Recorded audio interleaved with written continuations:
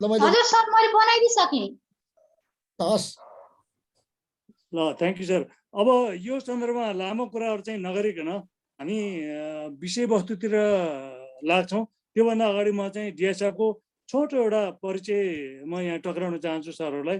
हाम्रो युथ्रीका सर म्याडमहरूलाई केही म सानो जानकारी गराउन चाहन्छु।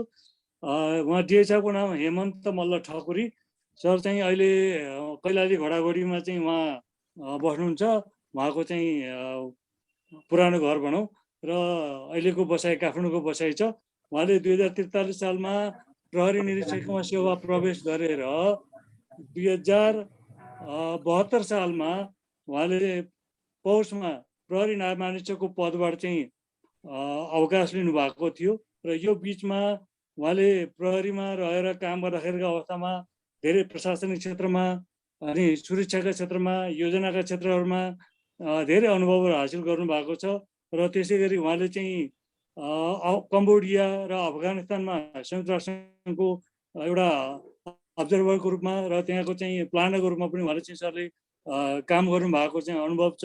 त्यसरी नै लागु औषध ब्युरोमा सरको लामो अनुभव छ। नेपालमा सरको जतिको लामो अनुभव चाहिँ सायद कमै मात्रै सिनियर अफसरको होला लागु औषध ब्युरोमा। त्यसले गर्दा चाहिँ उहाँ लागु औषधसँग सम्बन्धित धेरै जानकार र विज्ञ व्यक्तित्व हुनुहुन्छ र आज हामीले उहाँबाट नेपाल लागु औषधको क्षेत्रमा कहाँ कसरी छ र इन्टरनेसनल्ली त्यसको अहिलेको चाहिँ अवस्था के छ भन्ने कुरामा छोटोमा ब्रिफमा उहाँले सरले चाहिँ हामीलाई जानकारी गराउनुहुन्छ। किनभने यो चाहिँ धेरै लामो विषयवस्तु जति भने पनि के अरे नभ्याइने यो हाम्रो 1-1.5 घन्टाको कार्यक्रममा यसलाई समेट्न नसकिने विषयवस्तु हो।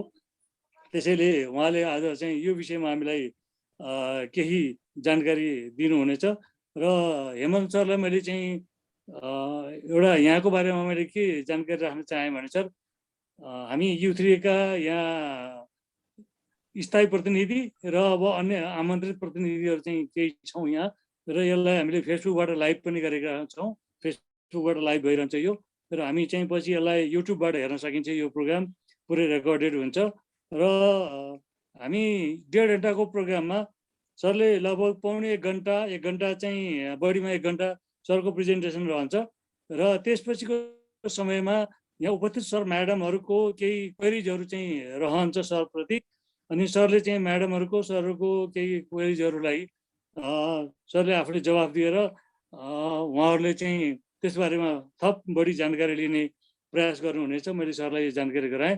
अबको समय हेमन्त सरको सरलाई म अगाडि बढ्नको लागि अनुरोध गर्छु। हेमन्त सर। हस् थ्याङ्क यू सर। सरहरू सबलाई नमस्कार सर। विषय त कस्तो छ भनेपछि एउटा विषय मात्रै पनि दिनभरि कुरा गर्न सकिन्छ होइन। जस्तै अहिले सबभन्दा बढी थुप्रै ठाउँ बहस भएको चाहिँ गाँजा सम्बन्धी इस्युजहरू भइरहेछ होइन। त्यो सम्बन्धी इस्यु मात्रै घन्टौँ कुराहरू भइरहेछ अहिले त्यस्तो थुप्रै ठाउँमा लिए।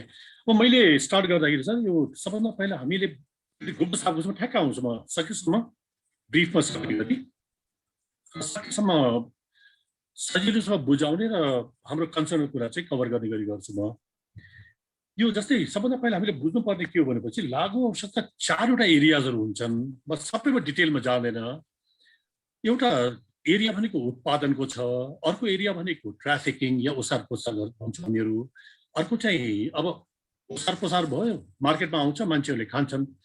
खानेलाई चाहिँ कसरी घटाउने भनेर जुन तेस्रो जुन यसको एरिया छ माग घटाउ भन्छौँ हामीहरू, डिमान्ड रिडक्सन हो तेस्रो। र चौथो भनेको चाहिँ अब खाइ पनि सक्यो, खाएपछि गर्ने के भने चाहिँ ट्रिटमेन्ट रिहेबिलिटेसन कुराहरू आउँछ।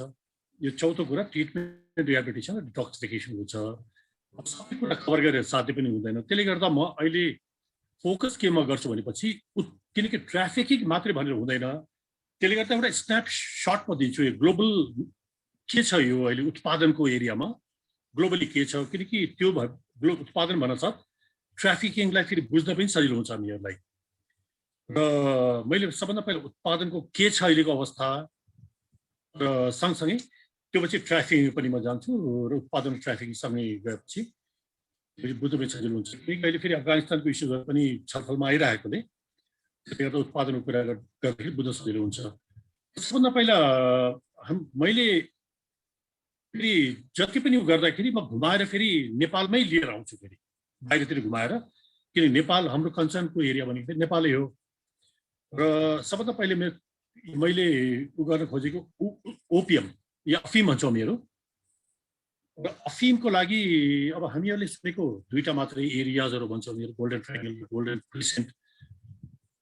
तर हामीले बुझ्नुपर्ने के छ भनेपछि दुनियाँमा 5वटा एरियाज छन्, मेजर एरियाजहरू जहाँ लाओसको यो ओपियमको उत्पादन हुन्छ। एउटा चाहिँ गोल्डन ट्रायंगल भयो, बर्मा, लाओस र थाइल्यान्डको। अर्को गोल्डन क्रिसेन्ट भयो। गोल्डन क्रिसेन्ट भन्दाखेरि यो पाकिस्तान, अफगानिस्तान र इरान भयो। चौथो भनेको चाहिँ इन्डिया इट्सेल्फ एउटा रिजन हो। त्यसको म पछि डिटेल हल्का नेपालको कुरा गर्दाखेरि इन्डियाको पनि कुरा गर्नुपर्ने हुन्छ। किनकि इन्डिया इट्सेल्फ एउटा रिजन किन हो भनेपछि वर्ल्डको सबभन्दा ठुलो लार्जेस्ट लिगल ओपियम कन्ट्रिब्युटर हो इन्डिया वर्ल्डकै। तर अहिले करिब करिब इन्डिया घटाएर आधामा आइसकेको छ। त्यो पनि म कुरा गर्छु, किनकि पछि कुरा गर्दाखेरि सही हुन्छ। वर्ल्डको सबभन्दा ठुलो लिगल ओपियम कन्ट्रिब्युटर हो इन्डिया। त्यसले गर्दा इन्डिया इट्सेल्फ एउटा रिजन हो। अर्को रिजन हामीहरूले मिडल इस्ट भन्छौँ। मिडल इस्ट भन्दाखेरि लेबनान र टर्कीलाई समेत त्यसमा कभर गर्ने गरी भन्छौँ, किनकि त्यो एरियामा पनि लिगल ओपियम पनि कल्टिभेट हुन्छ। र सँगसँगै के छ भनेपछि इलिगल र के डाइभर्सनको कुराहरू पनि छ। त्यसले गर्दा चौथो एरिया भनेको मिडल इस्ट हो। र पाँचौँ एरिया हामीहरूले भन्दाखेरि एन्डन रिजन भन्छौँ यो साउथ अमेरिकन कन्ट्रिजहरू जहाँ कि कोकाइन उत्पादन हुन्छ। त्यो एरियामा उनीहरूले डिमान्डको हिसाबले यो अमेरिका लगायतको मार्केटलाई हेरेर उनीहरूले समय समयकै डिमान्डको हिसाबले उनीहरूले ओपियम खेती पनि गर्छ। त्यसले गर्दा 5वटा रिजन छन् हामीले बुझ्नुपर्ने। जस्तै एउटा रिजन भन्दाखेरि बोलिभिया, पेरू, कोलम्बिया लगायतका देशहरूलाई 5औँमा राख्छ हामीहरू। र अब नेपालको कुरा गर्ने भनेपछि इन्डियाको म पहिला कुरा गर्छु। इन्डिया वर्ल्डको सबभन्दा लार्जेस्ट लिगल ओपियम कल्टिभेटर हो। र योभन्दा पहिला हामीहरू 5-6 वर्ष पहिलाको कुरा गरौँ र अहिलेको तुलना गर्ने भने इन्डिया 5-6 वर्ष पहिलासम्म पनि इन्डियाले 3टा स्टेटमा त्यहाँ लिगल ओपियम कल्टिभेसन हुन्छ, यूपी, मध्य प्रदेश र राजस्थानमा। त्यो पनि 4-4वटा जिल्लाहरू छन्, त्यसको पनि केही एरियाजहरू मात्रै खेती हुन्छ। र योभन्दा पहिला करिब इन्डियामा लिगल ओपियम कल्टिभेसन हुने भनेको 30-35 हजार हेक्टर लिगल ओपियम कल्टिभेसन हुन्थ्यो। र अहिलेको मैले डाटा हेरेको लास्ट इयरदेखि नै म हरेक साल हेरेको छु यिनीहरूको डाटा। यो एउटा डिपार्टमेन्ट छ यिनीहरूको जसले कि यो खेतीलाई रेगुलेट गर्छ। र अहिले आएर मैले हेरेको करिब उनीहरूले आधा गरिसकेको छ। यो 50 करिब 15,000 हेक्टरमा अहिले इन्डिया आएर घटिसकेको छ। त्यसका विभिन्न रिजनहरू छन्, किनकि इन्डियाले कस्दै गयो। र सुरुमा लिगल ओपियम कल्टिभेसन गर्दाखेरि पनि हामीहरूले इन्टरनेसनल फरममा जहिले पनि इन्डिया हामीहरूसँग साउथ रिजनल होला या इन्टरनेसनल फरममा पनि इन्डियाको करिब 30% जो लिगल ओपियम कल्टिभेसन छ त्यो चाहिँ डाइभर्सन भइरहेछ भन्ने कुरा मैले धेरै पटक उठाएको छु। त्यो कुरा एउटा कुरा। र अर्को कुरा मैले जहिले पनि के उठाउँथेँ भनेपछि इन्डियामा हेरोइन बनिरहेछ है भन्ने कुरा पनि मैले जहिले पनि उठाउँथेँ। इन्डियाले यो कुरा बिलिभ गर्थेनन्। तर दिल्लीमा पहिलो चाँदी चौकमा मलाई याद छ, पहिलो यिनीहरूको ओपियम ल्याब फेला परेपछि करिब 60% प्युरिटी थियो। 60% प्युरिटी भन्दाखेरि नम्बर 3 हेरोइन हो, त्यो एक्सपोर्टेबल हेरोइन हो। किनकि हेरोइनको फेरि काउन्ट उल्टा हुन्छ, नम्बर 1, 2, 3, 4 भनेको हेरोइन हाइड्रोक्लोराइड हो, अरू चाहिँ मर्फिन बेस हुन्छ। त्यसले गर्दा त्यो भयो। र इन्डियाले कस्दै गयो। कस्दै गएपछि जुन डाइभर्सन भइरहेको थियो एउटा कारण त्यो भयो, कस्दै जाने। र अर्को चाहिँ भाउको कुरा भयो, भाउ पनि कम भयो। र अर्को कुरा सबभन्दा ठुलो मार्केट अमेरिका र बाहिर अमेरिका हो सबभन्दा ठुलो मार्केट। र अहिलेको उसमा के भइदियो भनेपछि उनीहरूले सिन्थेटिक यो जुन हामीहरूको फार्म बेस्ड प्रोडक्सन भन्दा पनि सिन्थेटिक प्रोडक्सनहरू पनि हुन थालेकोले यसको मार्केट घट्दै गयो। घट्दै गएपछि यसको प्रब्लम के भयो भनेपछि इन्डियामा जुन लिगल ओपियमको जुन मार्केट थियो त्यो त काहीँ न काहीँ सिफ्ट हुन्छ। र त्यो सिफ्ट भएर नेपालमा आइपुग्यो। अहिले हामीहरूले जहिले पनि कुरा सुनिरहेको छु। यो म फेरि पुरानै 5वटा क्षेत्रको हिसाबले कुरा गर्छु। म यो 1, 2, 3, 4, 5, 6, 7 भन्नुभन्दा पनि जुन कर्णाली या हामीहरूले जुन पहिला मध्यपश्चिम भन्थ्यौँ नि त्यो एरियामा ओपियम कल्टिभेसन एकदमै बढेको छ र बढ्दै जान्छ। मैले भनिरहेको छु यदि गभर्मेन्टले यसमा ध्यान पुर्याएन भनेपछि यो भोलिको दिन छोटा मोटा अफगानिस्तानको रूप पनि लिन बेर गर्दैन। किनकि त्यहाँ मात्रै होइन कि यसको जुन फैलावट छ अहिले हामीले हेरेको यो मध्य क्षेत्रसम्म आइसकेको छ फैलावट र केही पूर्वका क्षेत्रहरूमा पनि ओपियम कल्टिभेसन बढिरहेको छ। त्यो चाहिँ मैले हेरिरहेको छु त्यो कुरा र हामीहरूले यो मिनिस्ट्री लेभलमा मिटिङ हुँदाखेरि या कहीँ बोलाइन्छ यो छलफलहरूमा पनि यो कुरा चाहिँ उठाएका छौँ। मध्यपश्चिम त भइसक्यो, यो मकवानपुर धादिङ लगायतको पूर्वको भेगसम्म पनि ओपियम कल्टिभेसन बढेको देखिरहेको छ। यो सिम्पली के को लागि भनेपछि इन्डियाको मार्केटको लागि हो, किनकि नेपालमा ओपियमको डिमान्ड पनि छैन र यहाँ युज गर्ने चलन पनि छैन। नेपालमा युज गर्ने चलन पनि देखेको छैन। यसको इन्डियामा डिमान्ड छ। इन्डियामा डिमान्ड कहाँ छ भन्दाखेरि सबभन्दा बढी डिमान्ड युपी, हरियाणा, पन्जाब लगायतका एरियाजहरूमा एकदमै ठुलो डिमान्ड छ यसको। एउटा त ओपियमकै लागि जान्छ, अर्को फेरि इन्डिया गएर फेरि प्रोसेस भएर नेपाल पनि आइरहेछ फेरि इन्डियन हेरोइन। र त्यो चाहिँ हामीले थुप्रै केसहरू हेऱ्यौँ। काठमाडौँमा जहिले पनि ओपियम समातिन्छ, म जुन युनिटले समाते म सोध्छु जहिले पनि फोन गरेपछि, र जहिले पनि समातिने मान्छे कहाँको हुन्छ भनेपछि यो मध्यपश्चिम क्षेत्रकै मान्छे हुन्छन्, या दैलेखको होला, सुर्खेतको होला, या त्योभन्दा माथिको मान्छेहरू हुन्छन्। र इभन यो साल हामीहरूले केही सिजर इन्डियामा पनि भएको छ, कन्टिन्युस सिजर भएको छ। दिल्लीमा सिजर भएको छ, हरियाणामा सिजर भएको छ, पन्जाबमा सिजर भएको छ, र त्यो जम्मै सिजरमा नेपालीहरू पक्राउ परेका छन् यो ओपियममा। त्यसले गर्दा यसमा चाहिँ हामीहरू जोगिनु पर्ने हुन्छ। ओपियमको यो टाइप यो उसमा देखिरहेछ र सबैको कन्सर्न एउटा अफगानिस्तान पनि हो, किनकि म त अफगानिस्तान पनि 1 वर्ष बसेँ, सिनियर पुलिस एडभाइजर भइसकेँ। र अफगानिस्तानमा मैले हेर्दाखेरि कस्तो देखेँ भनेपछि तालिबानको टाइममा ओपियम कल्टिभेसन एकदमै तल गएको छ। जस्तै यो 2001मा जब यिनीहरू आए, यो के भन्छ यो आइएसएफ आयो नि, इन्टरनेसनल सिक्युरिटी एसिस्टेन्स फोर्स आयो, या हामीहरू मल्टिनेसनल फोर्सेसहरू आएपछि एकदमै बढेर गएको छ। करिब करिब वर्ल्डको 80% ओपियम सप्लाई छ अहिले अफगानिस्तानले गरेर। त्यसको रिजन सिम्पली के भनेपछि जति पनि यो वेस्टर्नहरूले सपोर्ट गर्ने जति पनि वारलर्ड्सहरू थिए, सबै वारलर्ड्सहरू ओपियम खेती गर्ने, जम्मै क्राइम गर्ने, ओपियम खेती गर्ने, जम्मै तिनीहरू काम थियो। तर एउटा रमाइलो कुरा के छ भनेपछि अफगानिस्तानको होल ओपियम कन्ट्रोल कहाँबाट हुन्छ भनेपछि पाकिस्तानमा कन्ट्रोल हुन्छ। र जहिले पनि हामीहरू हेरौँ त्यहाँ यो नर्थ वेस्ट फ्रन्टियर जुन छ नि पाकिस्तानको, जुन यो 12वटा ट्राइबल एरियाजहरू छन्, फ्रन्टियर एरियाबाट कन्ट्रोल गर्छन्। र रमाइलो के छ भनेपछि त्यहाँका 2-3वटा क्लानले त्यो पुरा कन्ट्रोल गरेको देखिन्छ। एउटा अब हामीहरूले सुनेको थियो अफ्रिदी भन्ने क्लान हो, यो अलिक बलिङ गर्नु पनि आइराख्नु भएको छ। एउटा अफ्रिदी क्लानले, अर्को सिनवारी क्लान, यो 2-3वटा क्लान छ। अर्को सिनवारी क्लान भने चाहिँ यिनीहरूले चाहिँ होल अफगानिस्तानको ओपियम मार्केटलाई कभर गर्छन्। र त्यो फेरि के हुन्छ भनेपछि पाकिस्तानमा गएर रिफाइन हुन्छ, र रिफाइन फेरि हाम्रो सोचाइ के छ भने चाहिँ एक ठाउँमा मात्र रिफाइन हुन्छ, एक ठाउँमा मात्र रिफाइन सबै ठाउँमा हुँदैन फेरि। र त्यो हेरोइन तपाईँको अगाडि बढ्छ, फाइनल रिफाइनको लागि टर्कीसम्म पनि पुग्छ, इरान पनि जान्छ, र त्यहाँबाट फाइन रिफाइन गरेर त्यो बाहिर एक्सपोर्ट हुन्छ। जस्तै इन्डियाको मैले कुरा गरेँ, इन्डियाको 60% प्युरिटी उनीहरूले निकालिसके, र फर्दर रिफाइनको लागि फेरि बाहिर यदि उनीहरूले नम्बर 4 खोज्यो भने त्यो फेरि रिफाइन हुन्छ बाहिर गएर। त्यसले गर्दा यो छ। त्यसले गर्दा हामीहरू अलिकति जोगिनु पर्ने, जुन नेपालमा बढ्दै गइरहेको छ यो इन्डियन मार्केटले गर्दा, त्यसमा चाहिँ हामीहरू जोगिनु पर्ने अवस्था मैले देखिरहेको छु। र एउटा चिज मैले कहिले पनि नोटिस के गरेको छैन भनेपछि हामीले अफिम चाहिँ समातिरहेको छौँ, तर अफिमको जो बोट हुन्छ त्यो चाहिँ समातेको मलाई अहिलेसम्म याद छ वीरगन्जमा एकचोटि मात्रै समातेको छ अफिमको बोट। मैले किन भन्नु खोजेको भने अफिम निकालिसकेपछि पनि जुन बोट हुन्छ त्यसमा पनि थोडा मात्रामा मर्फिनको कन्टेन्ट बाँकी रहन्छ, र त्यसलाई ठुलो बनाएर त्यसलाई कन्ज्युम गर्ने चलन छ। र इन्डियामा त्यसलाई खास गरी डोड भन्छ, त्यसलाई डोड भन्छ त्यसलाई। र त्यसको चलन कहाँ छ भनेपछि हामीले हेऱ्यौँ भने युपीतिर या चाहिँ यो पन्जाब हरियाणातिर जो लिबर क्लासहरू छ उनीहरूले आफ्नो थाई मेट्नको लागि त्यो खाने गरेको त्यो चलन छ। हाइवेका छेउछाउका पसलहरूमा या गाउँघरका पसलहरूमा डोडको पुडिया पाउँछ त्यहाँ। त्यसले गर्दा त्यो पनि यहाँबाट गइरहेको छ, यो त पहिला पनि गइरहेको थियो।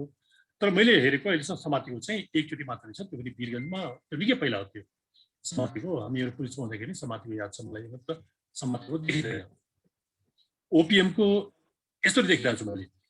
र अर्को नेपाल, अब अर्को गाँजाको कुरा गरौँ हामीहरू।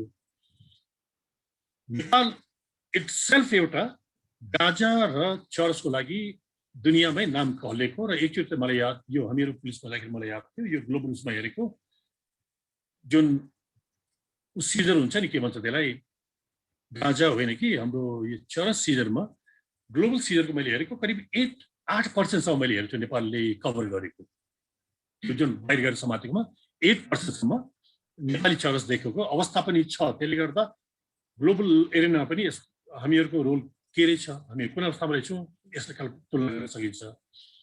र गाँजाको फेरि नेपाल मात्रै होइन, गाँजाको लागि फेरि साउथ इस्ट एसिया पनि छ, त्यहाँ ग्रिन ट्रायङ्गल गोल्डन ट्रायङ्गल भने जस्तै ग्रिन ट्रायङ्गल पनि छ त्यहाँ। त्यस्तै अफगानिस्तान पनि ठुलो सोर्स हो, अर्को मोरक्को पनि ठुलो सोर्स हो र यो अरू ठाउँ पनि धेरै ठाउँमा हुन्छन्। तर अलिकति जुन हामीहरूको के भन्छ अल्टिट्युडले गर्दा र यहाँको जुन हाम्रो गाँजा क्वालिटी छ त्यसले गर्दा हाम्रो के थियो भनेपछि योभन्दा पहिलासम्म टिएससी कन्टेन्ट राम्रै थियो, भन्छ मेरो त्यसको कन्टेन्ट राम्रै थियो, त्यसले गर्दा डिमान्ड पनि थियो। र अर्को चरसको कुरा गर्ने हो भने चरसको हाम्रो योभन्दा पहिला के थियो भनेपछि हातले चरस बनाउँथे, हातले घोटेर बनाउँथे नि यस्तो यस्तो गरेर चरस बनाउँथे। तर त्यसको के हुन्छ प्रोडक्सन एकदम थोरै हुन्थ्यो र बिचमा हामीहरूले कहिले कहिले न्युजमा पढ्यो होला, बिचमा कहिले कहिले पुलिसलाई थाहा नभएर पनि उनीहरूले यो के भन्छ भनिरहेको हुन्छ। अहिले पनि बुटोल पनि समातेको मलाई याद छ एउटा घटना र बिचमा समातेकोमा पुलिस नयाँ लागु छ समात्यो भन्छ, त्यो पुलिस नयाँ लागु छ होइन, त्यो गाँजाको धुलो हो। त्यो किन पुलिस भन्न थाल्यो भनेपछि हातले घोट्ने, त्यस्तो क्वान्टिटी कम हुने, मार्केटको डिमान्ड सप्लाई गर्न नसक्ने, त्यसले गर्दा के भयो भनेपछि जुन यो पोल्यान्डका जुन लागु छ यो चरसमा इन्भल्भ अपराधीहरू छन् उनीहरूले सबभन्दा पहिला सिकाएको यो हाम्रो मकवानपुरमा गएर उनीहरूले नयाँ चरस बनाउने तरिका सिकाए। चरस कसरी बनाउने भनेपछि हातले घोट्नु होइन, बोट सुकाउने, सुकाएर धुलो बनाउने, धुलो बनाएर ब्लक बनाउने, त्यसको धुलोलाई ब्लक बनाउने, त्यसलाई यिनीहरू धारमा हेरे पनि हामीले हेऱ्यो भने त्यो जुन चरसको ब्लक बनाउनुभन्दा पहिलाको जुन ढुटो हुन्छ त्यसलाई यिनीहरूले पोलिस भन्ने चलन छ अहिले पनि। पोलिस भनेकोले पुलिस होइन, त्यो चाहिँ पोल्यान्डको उनीहरूले गर्दा पोलिस भन्ने उनीहरूले सिकाएको टेक्निक भएकोले पोलिस भन्छ उनीहरू। कहिले कहिले हामीहरूले हेर्छौँ यो बोर्डरमा पिछेको धुलो पनि फेला पर्छ। त्यो धुलो फेला पर्ने कारण के हो भनेपछि अब यतातिर ब्लक बनाउँदाखेरि इन्फिरियर क्वालिटीको ग्लु नहालिदियो, किनकि यो ड्रममा आउने सस्तो खालको ग्लुहरू मिसाएर यिनीहरू ब्लक बनाउँछन्, सस्तो खालको नहालिदियो, उतातिर लिएर गएर राम्रो क्वालिटीको बनाउनुको लागि उनीहरूले डस्ट पनि लिएर जाने चलन छ र बिचभित्र डस्ट पनि स्थापित छ भने बहुत रुपियाँ जान्छ। र नेपाली चरस लाग्दैन दुनियाँको कुनै देशबाट नजाने, अमेरिकादेखि लिएर क्यानाडादेखि लिएर युरोपदेखि लिएर हरेक देशमा। बिचमा त हामीहरूले के अपरेसन्सहरू चलाएको थियौँ र जापानको त मलाई याद छ जापानिज मार्केटको करिब करिब 80% मार्केट चाहिँ नेपाली चरसले कभर गरेको अवस्था पनि थियो, मलाई याद छ त्योसम्म अवस्था थियो। र अहिले नयाँ के भइदिएछ भनेपछि हामीले हेर्दाखेरि यो बाहिरतिर फेरि हाइड्रोफोनिक ल्याबहरू बनाउन थाले। अब यिनीहरूले ल्याबहरूमा चाहिँ बनाउन थाले, जसलाई कि हाइड्रोफोनिक ल्याबहरू भन्छ। हाइड्रोफोनिक ल्याब सिम्पली केही होइन, जुन यो हामीहरू भन्छ तरकारीहरू उमार्ने के भन्छ त्यसले गर्छ, तरकारी उमार्छ नि हामीहरूको टेम्परेचरहरू मेन्टेन गर्छ नि। हजुर, तरकारीहरू उमार्छ नि के भन्छ यहाँ ग्रीन हाउस, त्यो घर जस्तो बनाउँछ नि त्यो टेम्परेचर मेन्टेन गरेर ग्रीन हाउस टाइपको। हजुर हो, यो चाहिँ हाम्रो कपडाको ग्रिन हाउस भयो, तर उनीहरूले ग्रिन हाउस बनाएर होल टेम्परेचरहरू मेन्टेन गरेर अहिले त्यसको पनि खेती गर्न थाले। यो मैले किन भनेको भनेपछि 2-3वटा सिजर क्यानाडाबाट आएको गाँजाको नेपालमा भइसकेछ। गाँजाको सिजर भयो, क्यानाडाबाट आएको समात्यो भने त्यसपछि पुलिसहरूलाई सोधेँ, समातेपछि हाम्रो नार्कोटिक ब्युरोले समात्यो भने छ। अब मलाई एकचोटि फोटो पठाइदियो भने उनीहरूलाई, किनकि यसका पनि केही ब्रिडहरू छन्। मैले फोटो मगाएर हेरेको त यो ऊ रहेछ के भन्छ स्कङ्क रहेछ फेरि यो, किनकि अहिले बढी चलेको उसमा 2टा ब्रिड चाहिँ बढी चलेको छ, एउटा स्कङ्क छ, एउटा सेन्सिमिलिया भन्ने चाहिँ एउटा। मैले हेर्ने यो सेन्सिमिलिया होइन, यो चाहिँ स्कङ्क हो भनेर उनीहरूलाई भनेपछि क्यानाडाबाट पनि यहाँ गाँजा आउनु थालेको अवस्था देखियो। यहाँ आउने उता जाने के भन्छ हाम्रो पोखरातिर जाने देखियो। र यसमा एउटा कुरा अर्को सरलाई थप्दिउँ म, बिचमा सरलाई याद होला हाम्रो तराईका केही जिल्लाहरूमा गाँजा खेती ओपनली हुन्थ्यो, होइन पर्सामा हुन्थ्यो, बारामा हुन्थ्यो, सिराहा, सप्तरी लगायतका जिल्लाहरूमा ओपनली गाँजा खेती हुन्थ्यो र हामीहरूले त्यो बेला मैले पर्सनली अध्ययन गरेको त्यसको रिजन के किन गभर्मेन्ट लेभलबाट त भएन मैले पर्सनल लेभलमा गर्दाखेरि कस्तो देखियो भनेपछि इन्डियाको होल गाँजाको सप्लाई कहाँबाट हुन्थ्यो भनेपछि नर्थ इस्टबाट हुन्थ्यो आसाम लगायत जुन एरियाजहरू नर्थ इस्टबाट हुन्थ्यो र त्यो बेला त्यो एरियामा टेररिजम एकदमै बढी फाइलहरू गयो बिचमा त अवस्था के थियो भनेपछि नर्थ इस्टमा करिब करिब 20-25वटा टेररिस्ट ग्रुपहरू भए सबैले लेबी लिने उनीहरू उनीहरूले पनि लेबी लिएछ प्रशासनले पनि लेबी लिएछ सबले लेबी लिँदाखेरि कस्ट अफ प्रोडक्सन एकदम हाई भयो कस्ट अफ प्रोडक्सन हाई हुन सक्छ के भयो भनेपछि नयाँ एरिया खोज्नु पर्यो नयाँ एरिया कहाँ खोज्ने भनेपछि नेपाल छिर्यो फेरि त्यो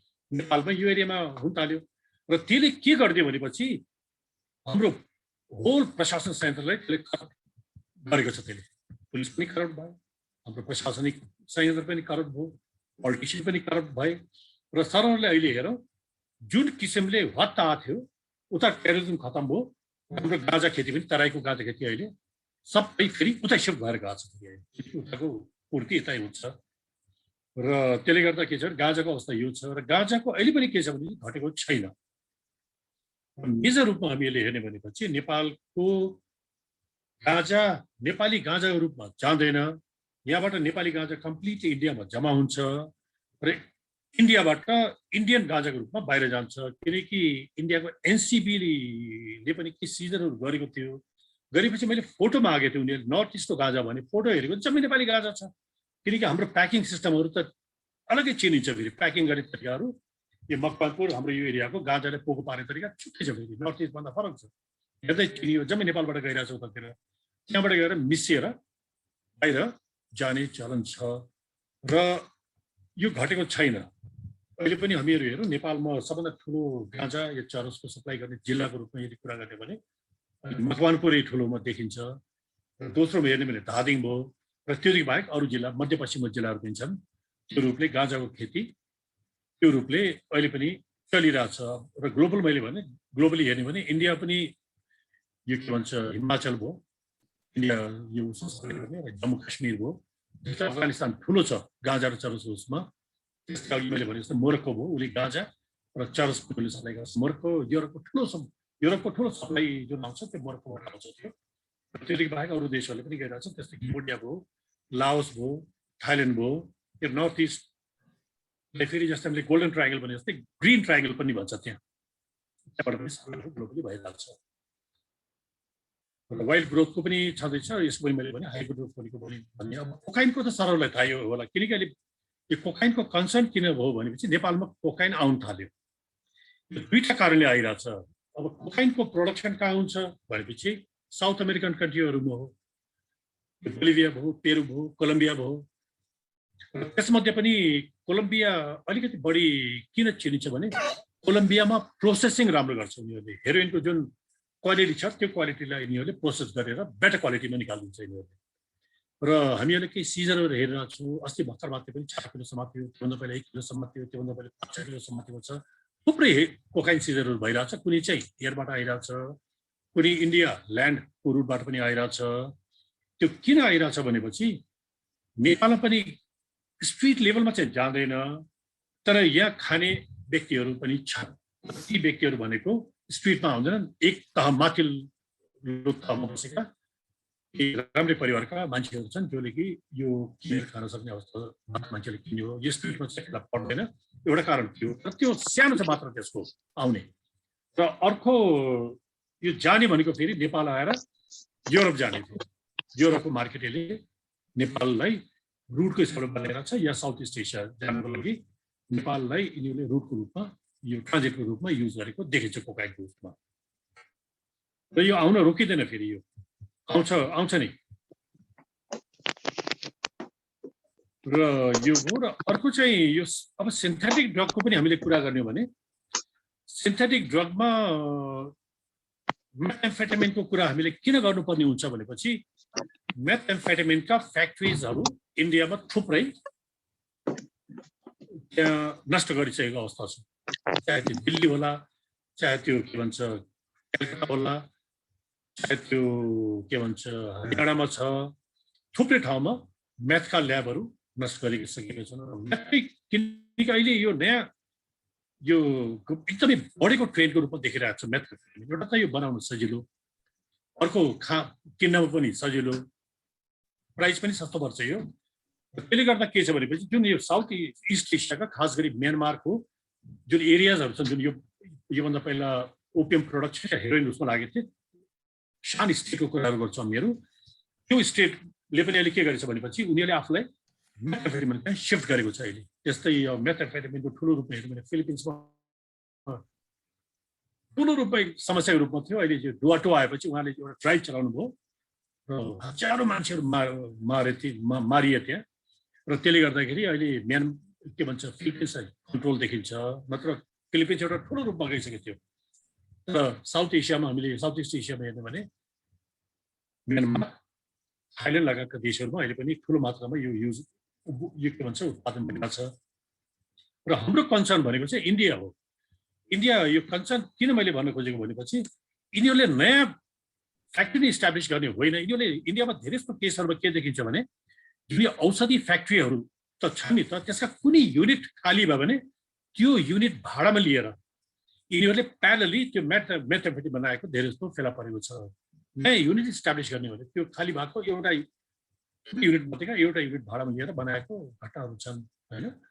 त्यसले गर्दा मेथाम्फेटामिन अब नेपालमा पनि स्ट्रिटमा पनि देखिन थाल्यो। किनकि हामीहरू म नार्कोटिक्समा हुँदाखेरि पहिलोपटक हामीहरूले मेथाम्फेटामिन देखेको यो नयाँ बजार यो सामाखुसी एरियातिर देखेको थियौँ। तर बिस्तारै यो अहिले फैलिँदै गएको छ र काठमाडौँ मात्रै होइन कि काठमाडौँ बाहिर पनि मेथाम्फेटामिनहरू अहिले गएको देखिएको छ। सानो पिल्सको रूपमा आउँछ, यो सानो हुन्छ एकदमै। मलाई लाग्छ यो कति होला, यो 100 मिलिग्रामको हुन्छ एउटा, किनकि 1 ग्राममा 10 वटा जति पिल्सहरू आउँछ यसको। एउटा यो भयो। र अब मेथाम्फेटामिन यो ग्लोबली भइरहेछ। फेरि यसको मिसयुज चाहिँ ग्लोबली भइरहेछ। अमेरिकादेखि युरोपदेखि सबतिर किन भइरहेछ भने एउटा बाथरुममा पनि यो तयार गर्न सकिने अवस्था छ। किनकि केही केमिकल्सहरू चाहिन्छ, त्यो केमिकलहरूलाई लिएर प्रोसेस गर्न पनि गाह्रो छैन।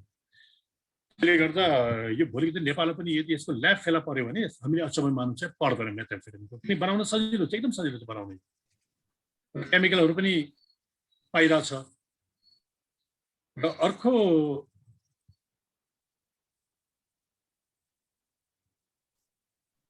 अब यो क्याटामिन भन्ने पनि आइरहेछ। किनकि मेथाम्फेटामिन एउटा प्रब्लम के छ भनेपछि त्यो मिथाइलिन एम्फेटामिन हो। मेथाम्फेटामिनमा यसको के भन्छ जेनेरिक हो।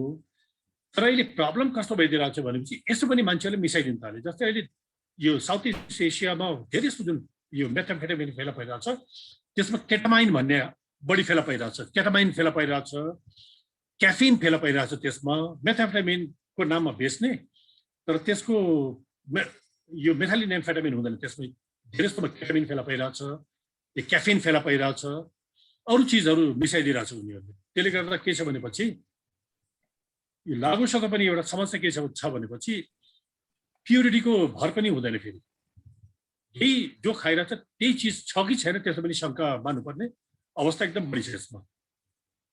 र हामीहरूले धेरै जस्तो हेऱ्यो होला नि, यो सरलाई थाहा होला, ओभरडोज खाएर मर्यो भन्छ नि कोही मान्छे मर्छ नि ओभरडोजमा। ओभरडोजको समस्या भनेको त्यो धेरै खाएको होइन, मान्छेले खाइरहेछ। किनकि जति हिँड्दै गयो त्यति त्यसमा मिसाउँदै जान्छन्। मैले लिएँ, मैले खाएँ, मैले अलिकति मिसाइन्छु, अर्कोलाई बेचिदिन्छु, अर्कोले खान्छ, मिसाइन्छ, बेचिदिन्छ। तर कहिले कहिले के हुन्छ, किनेर खाँदाखेरि त्यो मिसावट कम भएको परिदिन्छ कहिले कहिले। र ओभरडोजको धेरै यस्तो कारणहरू हामीले हेर्दाखेरि यो हो, त्यो अलिकति प्योर बडी परिदिन्छ। त्यो मिक्स भन्दा पनि प्योर बडी पर्दाखेरि ओभरडोज भएर मान्छेहरू मरेका छन्। घटनाहरू धेरै जस्तो घटनाहरू त्यस्तो देखेको छ। र अर्को अब यो ट्राफिकिङ, मैले यो उत्पादनको किन भनेपछि किनकि हामीहरूले अब यो ग्लोबली यसरी भइरहेछ भनेपछि ट्राफिकिङको बारे पनि हामीलाई बुझ्न सजिलो हुन्छ। अब नेपालबाट सुरु गरौँ हामीहरूले। नेपालमा जस्तै अब चरसको हेर्ने हो भने चरस उत्पादन भइरहेछ। हामीलाई खाने त थोरै छन्, जाने भनेको बाहिर हो। फेरि बाहिर कसरी गइरहेछ भनेपछि कुरियर थ्रु गइरहेछ, कार्गो थ्रु गइरहेछ, मान्छेहरूले बोकेर लगिरहेछन्।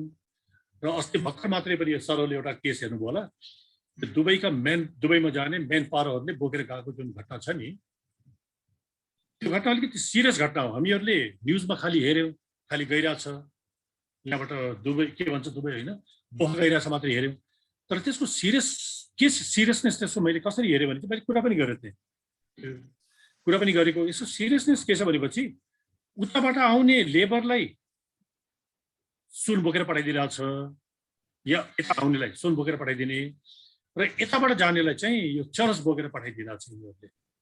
त्यो चाहिँ एउटा डरलाग्दो बिचरा इनोसेन्ट लेबर, बिचरा केही रुपियाँको लोभमा त्यसो परिरहेछ नि त्यहाँ जाने मान्छेहरू। भोलिको दिन यसमा चाहिँ अलिकति सिरियस हुनुपर्छ कि भन्ने हामीले चाहिँ त्यो सिरियसनेस चाहिँ बुझ्नुपर्ने हुन्छ यसमा, किनकि कुरियरको रूपमा युज गरेर धेरै जस्तै यिनीहरू पाइरहेछन्, लेबरहरू पाइरहेछन्। किनकि जुन ग्रुपले त्यो चलाइरहेछ त्यो ग्रुप पनि फेरि योभन्दा पहिला हामीहरू लागु हुँदाखेरि नोटिसमा आएका ग्रुपहरू हुन्। योभन्दा पहिला हेरोइन ट्रेड गर्ने ग्रुपहरू अहिले चाहिँ चरसमा जम्प गरेको देखिन्छ। त्यो ग्रुपहरू पनि, त्यो ग्रुपको बारे पनि त्यसले गर्दा के छ भने चाहिँ यो सिरियसनेस त्यहाँबाट देखिन्छ। यदि एमेच्योर भएको भए या पहिलोपटक गरेको भए एउटा कुरा हुन्थ्यो। अब अर्गनाइज ग्रुपैहरू त्यहाँ छिरेपछि त्यसमा चाहिँ हामीहरूले अलिकति ध्यान दिनुपर्ने जरुरी त्यो पनि हो। त्यसले गर्दा चरस नेपालबाट त्यसरी गइरहेछ। तर ठुलो सिपमेन्टको रूपमा जाँदाखेरि यिनीहरू के गर्छन् भनेपछि अब यहाँ इन्डिया लिएर जानु पर्यो ठुलो, इन्डियामा एक ठाउँमा कलेक्सन हुन्छ र कलेक्सन गरेपछि यहाँबाट फेरि सीबाट ठुल्ठुलो सिपमेन्टहरू छ। किनकि हामीले इन्भेस्टिगेट गरेको सबभन्दा ठुलो मलाई याद छ 20 टनसम्मको सिपमेन्टको इन्भेस्टिगेसन हामीले इन्भल्भ थियौँ। 20 टनको भयो, 2 टनको भयो। अब हामीले यहाँ एयरपोर्टमा पो हेर्छौँ खालि 2 किलो, 4 किलो, 10 किलो, 20 किलो होला। या हामीहरू हुँदाखेरि सबभन्दा ठुलो बाहिर जान थालेको समातिको यो के भन्छ कार्गोबाट 669 किलो हो सबभन्दा ठुलो समाति उनीहरूले भने जुन ठुल्ठुलो सिपमेन्टहरू छ यो ल्यान्ड रुटबाट इन्डिया जाने कनेक्सन हुने, त्यो पछि फर्दर सीबाट जान्छ यो चाहिँ। र अर्को जाने रुट भनेको यो चाइना हो। फेरि चाइनाको हामीहरूले हेर्दाखेरि 50 किलो 40 किलो जति बोकेर पठाउने, हङकङ कलेक्सन गर्ने, हङकङ कलेक्सन गरेर त्यो फर्दर कता पठाउनु पर्ने, जापान हो कि अरू ठाउँ हो त्यहाँबाट पठाएको देखिन्छ ठुलो उसमा कलेक्सन सेन्टरको रूपमा। र ठुलो भनेको फेरि इन्डिया नै हो। इन्डिया इट्सेल्फ आफ्नो भन्दा पनि त्यो बाहिरको लागि चाहे त्यो गाँजा होला, चाहे त्यो चरस होला, इन्डिया कलेक्सन हुने, इन्डियाबाट फेरि फर्दर बाहिर जाने। र एयरपोर्टमा फेरि चेकिङहरू बढी हुन थाल्यो, कार्गोबाट पठाउन गाह्रो हुन थाल्यो भनेपछि यिनीहरूले के पनि गर्न थाल्यो भनेपछि थोरै बोकेर इन्डिया जाने, इन्डियाबाट फेरि कार्गोको रूपमा फेरि बाहिर पठाउने, कुरियर या कार्गो हुन्छ त्यसो चाहिँ बाहिर पठाएको पनि थुप्रै केसहरू छन्। एउटा दुईवटा केस छैन, थुप्रै केसहरू छन्। त्यो पनि यिनीहरूले गर्न थालेको छन् अहिले यहाँ। किनकि एउटा सामानको भोल्युम घट्दै गइरहेको छ। किनकि हाम्रो एक्सपोर्ट हुने सामानको भोल्युम घटेपछि के हुन्छ भनेपछि चेकिङ बढी हुन्छ। चेकिङ बढी हुन सक्ने हुन्छ भनेपछि यिनीहरूले अरू रुट चाहिँ युज गर्ने कारण चाहिँ त्यो हो। चेकिङ बढी हुन थालेपछि रुटहरू चेन्ज गर्छन् ट्राफिकिङमा। र ओपिएमको मैले तपाईँलाई अघि पनि भने, ओपिएमको ट्राफिकिङ जति पनि भइरहेको छ व्यक्तिले बोकाएर इन्डिया पठाउने र धेरै जस्तो गएको रुटहरू मैले हेरेको जति पनि समातेका छन् यो नेपालगञ्जतिरबाट भएर गएका छन्। धेरै जस्तो मान्छेहरू नेपालगञ्जबाट पारी गए, झोलामा हाले या केमा हाले, त्यो पछि ट्राभल गरे। ट्राभल गर्दाखेरि इन्डियामा समातेका घटनाहरू छन्। र नेपाली ओपिएम चाहिँ इन्डियादेखि बाहिर गएको देखिन्न। या केही काठमाडौँमा यो नेपालको अरू ठाउँ पनि बुटवाला, यो भैरवा लगायतका भैरवै हो जस्तो लाग्छ, भैरवा बुटको त्यहाँ या नारायणघाटमा समेत समातेका घटनाहरू छन्। त्यसले गर्दा इन्डिया र नेपालदेखि बाहिर गएको नेपाली ओपिएम चाहिँ देखिरहेको छैन। कोकाइनको त मैले अघि भने, यसमा फेरि अफ्रिकी देशका नागरिकहरूको इन्भल्भमेन्ट बढी देखिन्छ। जस्तै टेन्जानियनहरूको देखिरहेको छ, योभन्दा पहिला नाइजेरियनहरूको देखिरहेको थियो। एउटा समस्या के छ भनेपछि हामीहरूले हेर्नुपर्ने, किनकि हामीहरूले त्यो बेला सिरियसली हेर्थ्यौँ। वेस्ट अफ्रिकन देशका नागरिकहरू हेरोइन, कोकाइनको ओसार पोसार र ट्रेडमा एकदम बढी इन्भल्भ भएपछि जहाँ पनि यिनीहरूमाथि शङ्कामा पर्ने भएको नि यिनीहरूले के गर्छन् भनेपछि कहिले साउथ अफ्रिकाको देशको पासपोर्ट लिने, कहिले अरू ठाउँको पासपोर्ट, नक्कली पासपोर्टहरू लिने साउथ अफ्रिकाको छेउमा चाहिँ स्वाजिल्यान्ड लगायतका देशहरू छ नि, त्यो देशका पासपोर्ट लिने। त्यसले गर्दा यहाँ अफ्रिकी नागरिकहरू साथ पनि हामीले सिरियसली हेर्नुपर्ने भनेको यिनीहरूको पासपोर्ट चाहिँ सिरियसली हेर्नुपर्ने हुन्छ। त्यो चाहिँ तन्जानियाको समातेर छ भने तन्जानियन हो कि होइन, के भन्छ साउथ अफ्रिकाको छेउछाउको देशको समातेर छ त्यहाँको हो कि होइन, त्यो चाहिँ हामीहरूले सिरियसली हेर्नुपर्ने एउटा कारण चाहिँ त्यो पनि हो। धेरै जस्तो यो जुन बाहिरबाट आउने कोकाइन भन्छ धेरै जस्तो यो अफ्रिकन नागरिकहरूको इन्भल्भमेन्ट बढी देखिरहेको छ।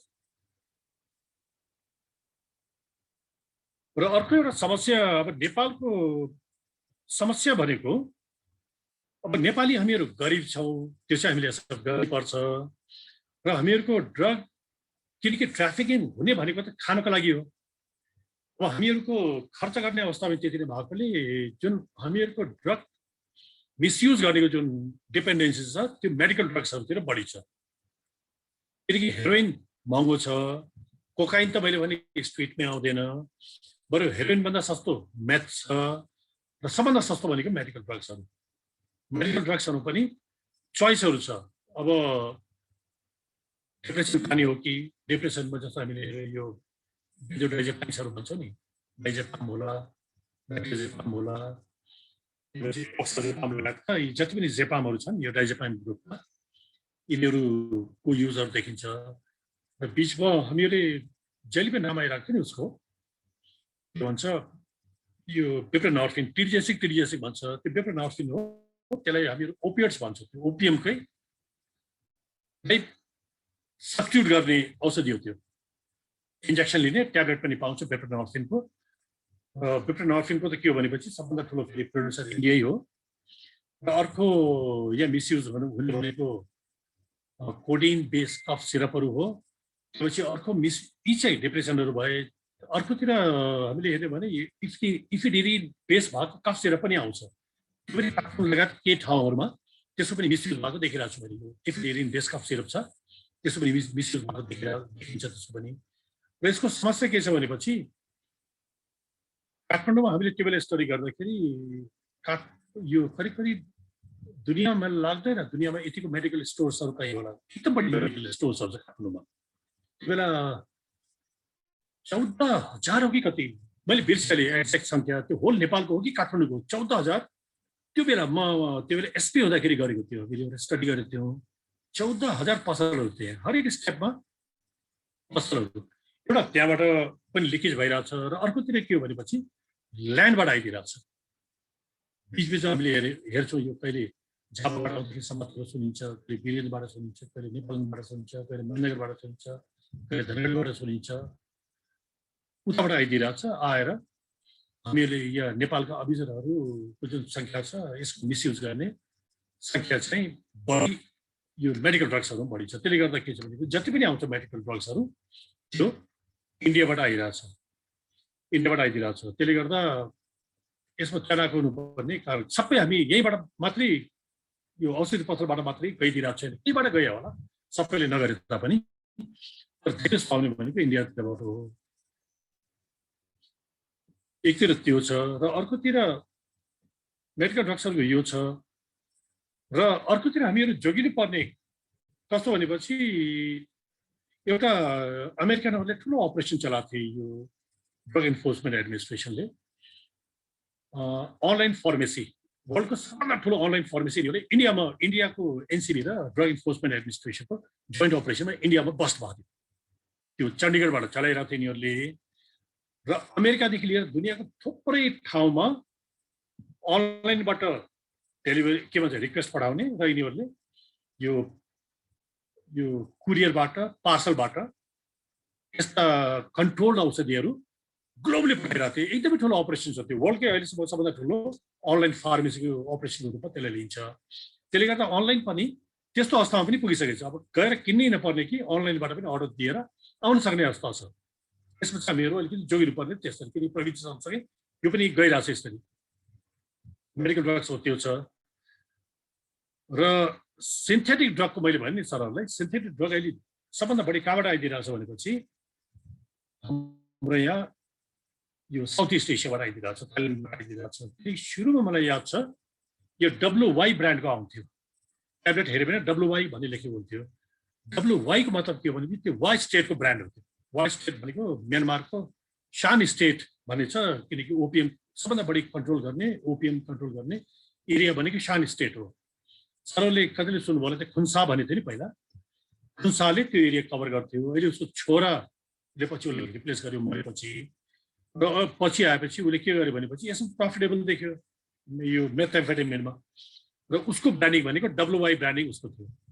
तर त्यसको पनि के भइदियो भनेपछि सबैले मिसयुज गर्न थाल्यो। त्यो ब्रान्ड मार्केटमा बढी चल्यो।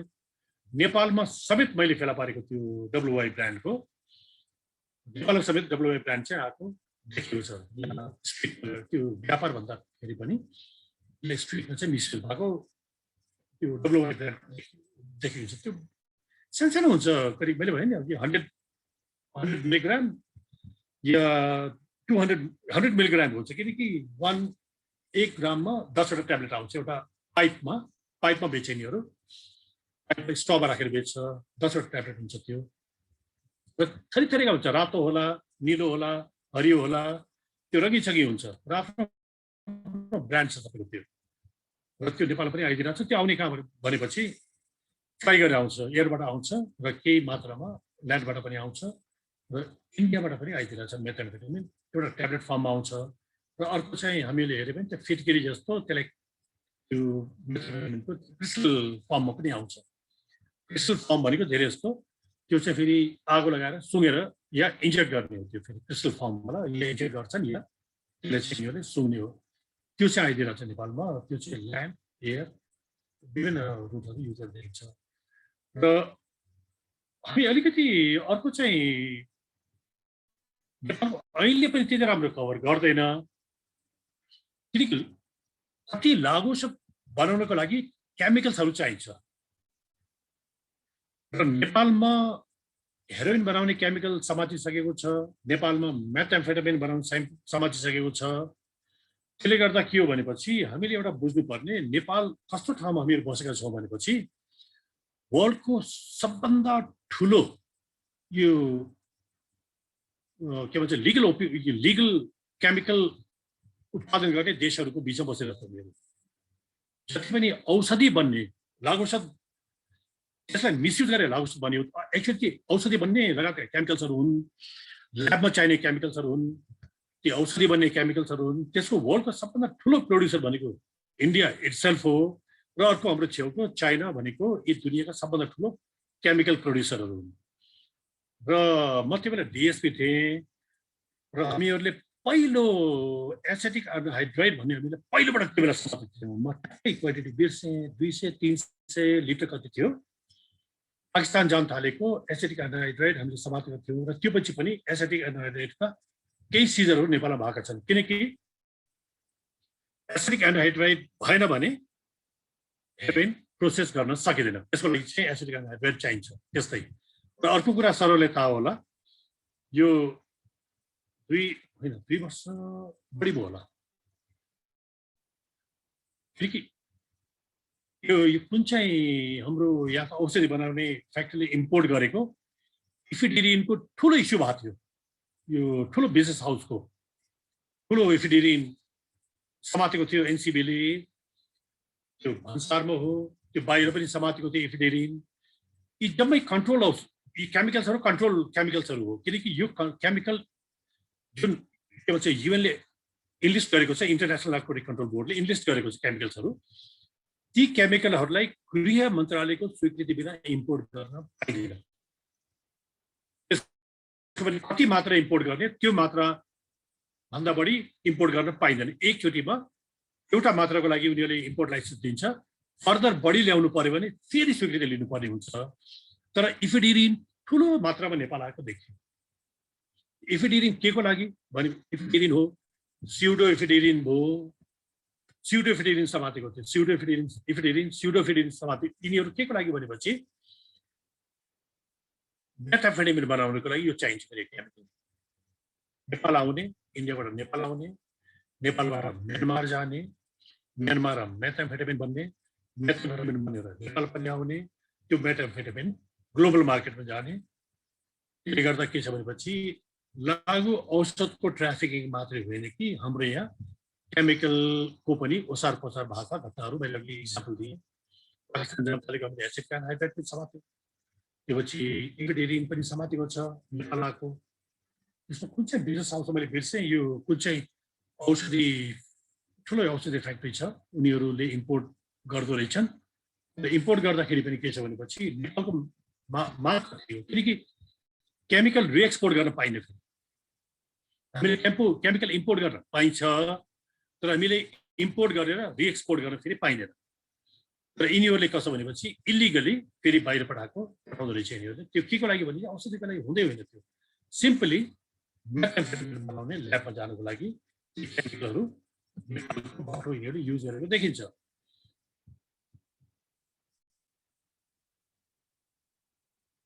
र मेरो त करिब करिब सकिन थाल्यो होला गुप्ता, हुन त 45 मिनट त सकिन लाग्यो। हजुर, मेरो पौनीमा सुरु गरेको सकिन लाग्यो। त्यसले गर्दा के छ भने चाहिँ मैले सबैलाई खालि भन्न खोजेँ, एउटा उ गरिदिउँ, हामीहरूले बोलिरहेछौँ र खास गरी मेरो कन्सर्न बढी केमा छ भनेपछि गाँजाको एउटा प्रब्लम के छ भनेपछि खेती एउटा भयो, गाँजा जहाँ पनि उम्रिन्छ फेरि नेपालमा एउटा समस्या त्यो छ नेपालमा। पहाडी एरियामा जहाँ पनि उम्रिन्छ, तराईमा जहाँ पनि उम्रिन्छ, तर हामीले बुझ्नुपर्ने के हो भनेपछि गाँजामा पनि मेल फिमेल हुन्छ। सरहरूलाई खालि बुझाउनलाई मात्रै मैले भनिदिएको, मेल फिमेल हुन्छ। मेल चाहिँ पोटेन्ट हुन्न, फेरि फिमेल पोटेन्ट हुन्छ। फेरि यसमा मेलमा नसा हुँदैन, फिमेलमा नसा हुन्छ होइन। त्यसले गर्दा के छ भनेपछि उनीहरूले त्यो फिमेललाई नै कलेक्ट गरेर त्यसबाट गाँजा या चरस बनाउनु, त्यसबाट उनीहरूले तर यहाँ मिसा पनि दिन्छन् फेरि त्यसको मात्रा बढाउनुको लागि। त्यो भयो। तर जुन यो हाम्रो यहाँ समस्या मैले हेरेको जुन उसको छ नि समस्या, यो ओपिएमको जुन छ त्यो चाहिँ डरलाग्दो रूपमा भइरहेछ। अहिलेसम्म त के छ भनेपछि ओपिएम कल्टिभेसन भइरहेछ। ओपिएम कल्टिभेसन सँगसँगै भोलिको दिन राम्रो हेरेन त नबनाउला हामीले, नम्बर 3 नबन्ला, नम्बर 2 नबनाउला हामीहरूले। तर के छ भनेपछि जुन ब्राउन सुगर भन्छ नि हामीहरू, नम्बर 1 जुन भन्छ नि मेरो नम्बर 1 को ब्राउन सुगर बनाउन गाह्रो छैन, त्यो एकदमै सजिलो छ बनाउन। त्यसले गर्दा के छ भने चाहिँ भोलिको दिन नेपालमै ब्राउन सुगर बन्न थाल्यो, त्यो चाहिँ एउटा अलार्मिङ हुन्छ। त्यसले गर्दा के छ भनेपछि जुन किसिमले ओपिएम कल्टिभेसन बढ्दै गइरहेछ त्यहाँ गभर्मेन्टले इन्टरभेसन गर्नुपर्ने हुन्छ र त्यसलाई चाहिँ नियन्त्रण गरिएन भने भोलि दिन यसले गर्दा के हुन्छ, अपराधिक ग्रुपहरू जन्मिन्छन् यहाँ। त्यसले गर्दा के हुन्छ भनेपछि त्यहाँको प्रशासन करप्ट हुन्छ। त्यसले गर्दा के हुन्छ भनेपछि त्यहाँका प्रहरी करप्ट हुन्छन्। यसले गर्दा के हुन्छ भने त्यहाँका पोलिटिसियन करप्ट हुन्छ। अब त्यो ठाउँ ड्रगले सबलाई करप्ट गर्न थालेपछि अल्टिमेटली दुःख पाउनु त के भन्छ हाम्रो यो नयाँ जेनेरेसनले हो, खाने त नयाँ जेनेरेसनले फेरि त्यो मार्केटमा आउँछ खान्छ, त्यतातिर गभर्मेन्टको चाहिँ ध्यान जान जरुरी छ। त्यसले गर्दा हामीहरू गर्न त केही सकिन्न। जहाँ यो बिचमा धेरै छलफलहरू पनि भाग लिन्छौँ हामीहरू, त्यसमा यो कुरा उठाइन्छ, मन्त्रालय बोलाउँछन्, त्यहाँ कुरा उठाइन्छ। र मेरो त फेरि लेख्ने पनि बानी छ, लेख्छु पनि आर्टिकल्सहरू म आफै पनि लेख्छु, आर्टिकल्सहरू पनि इस्युजहरू उठाइरहेको छौँ। अब कहिले न कहिले ध्यान पुग्ला त्यो चाहिँ म एउटा आशा गर्छु। र मेरो यही टुङ्गो छ गुप्ता। अब कति बुझाउन सकेँ मलाई थाहा छैन, किनकि इस्यु यति धेरै छ, सबै इस्युलाई कभर गर्न पनि मैले सकेसम्म यो 45 मिनटमा चाहिँ मैले ट्राई गर्ने। अब के क्वेसन छ, प्रश्नहरू या केही क्वेरिजहरू छन् भनेपछि त्यसपछि कुरा गर्नु। हस्, धन्यवाद। गुप्ता साहब।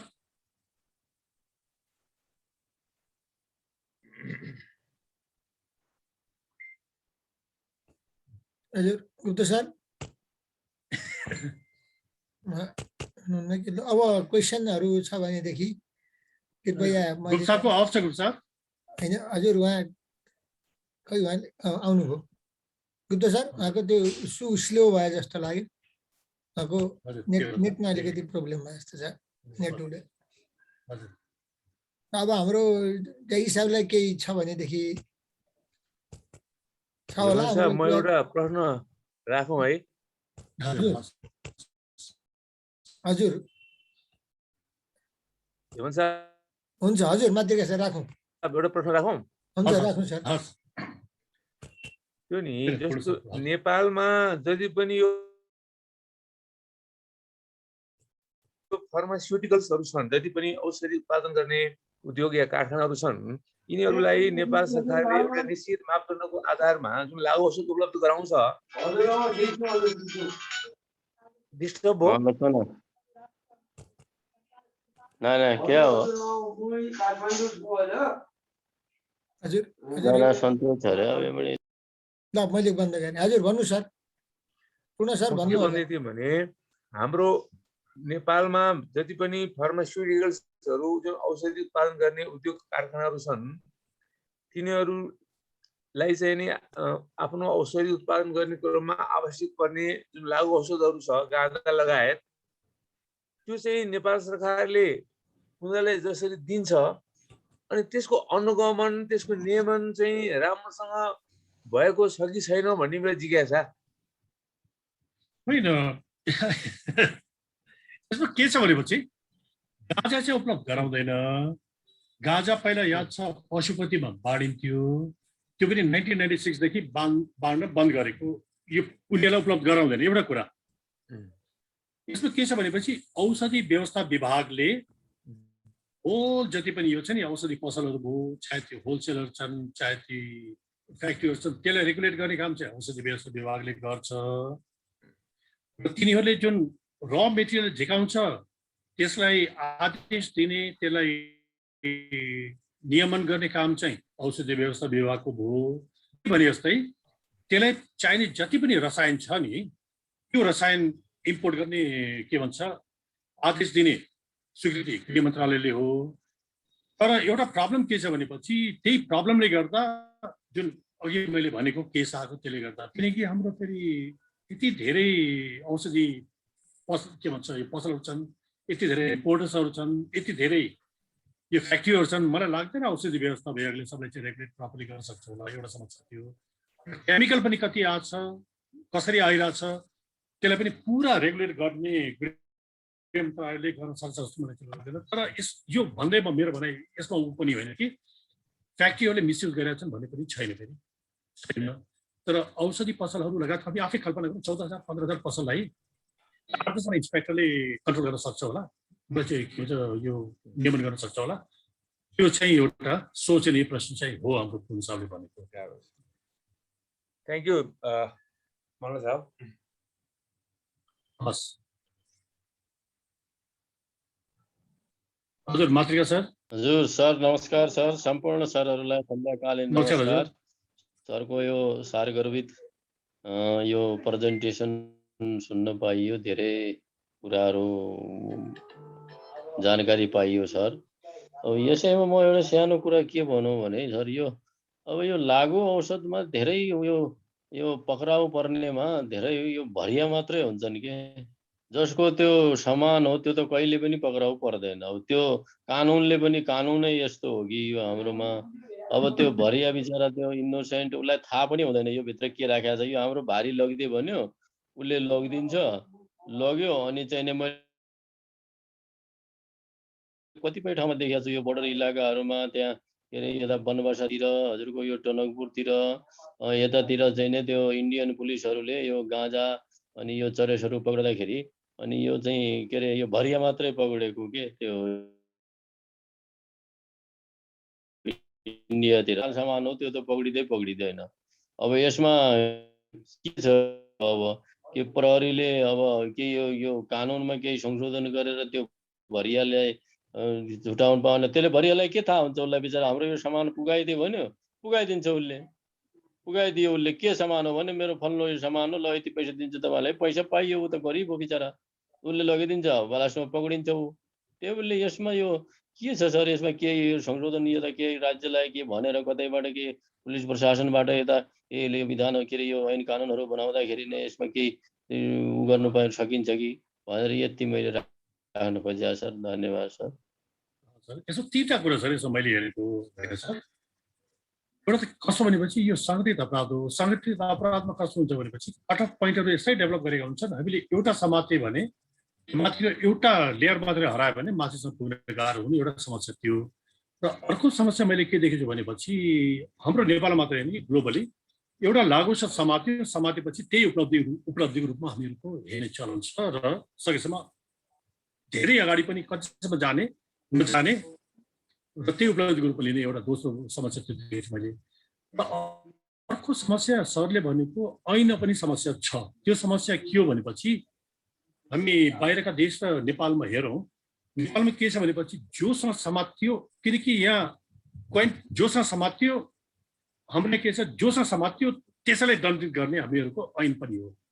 जस्तै इक्जाम्पल म सरलाई दिन्छु, एकजना मेरो गाउँको सोझो मान्छे 10 किलो चरसम्म समातियो होइन, तर कानुनले दायित्व कसको टाउकोमा हालिदिन्छ उसको टाउकोमा हालिदिन्छ। हाम्रो ऐनको पनि त्यो डिफेक्ट चाहिँ हो। भोलिको दिन किनकि अपराधीको ग्राभिटी हाम्रो होइन कि जो मान्छे समात्यो सामानको बलि भएर चल्छ हाम्रो ऐनको डिफेक्ट नि हो त्यो। जस्तो भोलिको दिन दाउद इब्राहिम 5 ग्राम चरसमा समात्योस् त उसले 5 ग्रामकै सजाय हुन्छ उसलाई, किनकि उसको आपराधिक ऊ चाहिँ हामीहरू हेर्दैनौँ। तर अमेरिकातिर बाहिरतिर यो विकसित देशतिर के छ भनेपछि क्वान्टिटी भन्दा पनि मान्छेको अवस्थालाई हेर्ने चलन छ बाहिर। त्यसले गर्दा हामीहरूले हेऱ्यो होला कहिले कहिले ठुल्ठुलो समातिका सिम्पल भरियाहरू पनि विदेशबाट छिटो छुटेर आउँछन् र थोरै मात्रामा समातेका बाहिरतिर ठुला अपराधीहरू बढी जेल पर्छ। त्यो चाहिँ कानुनको डिफेक्ट पनि हो। Sir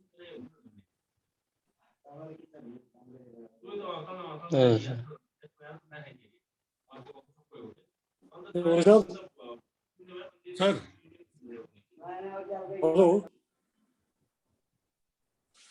Suman sir. हजुर आयर सरको हात उठेको छ। आयर सर हजुर बोल्नु होला। हजुर सर, हजुर धन्यवाद सुवर्ण सर। अनि सन्ध्याकालीन सबैलाई नमस्कार। यस कार्यक्रमका प्रस्तुता डिआइजी पूर्व डिआइजी साहब हेमन्त मल्ल सरलाई धेरै धेरै धन्यवाद। धेरै कुराको जानकारी गराउनु भयो हजुरले। अन्त अब हजुरको लामो अनुभव छ यो क्षेत्रमा र मलाई एक दुईटा जिज्ञासाहरू राख्नु मन लाग्यो।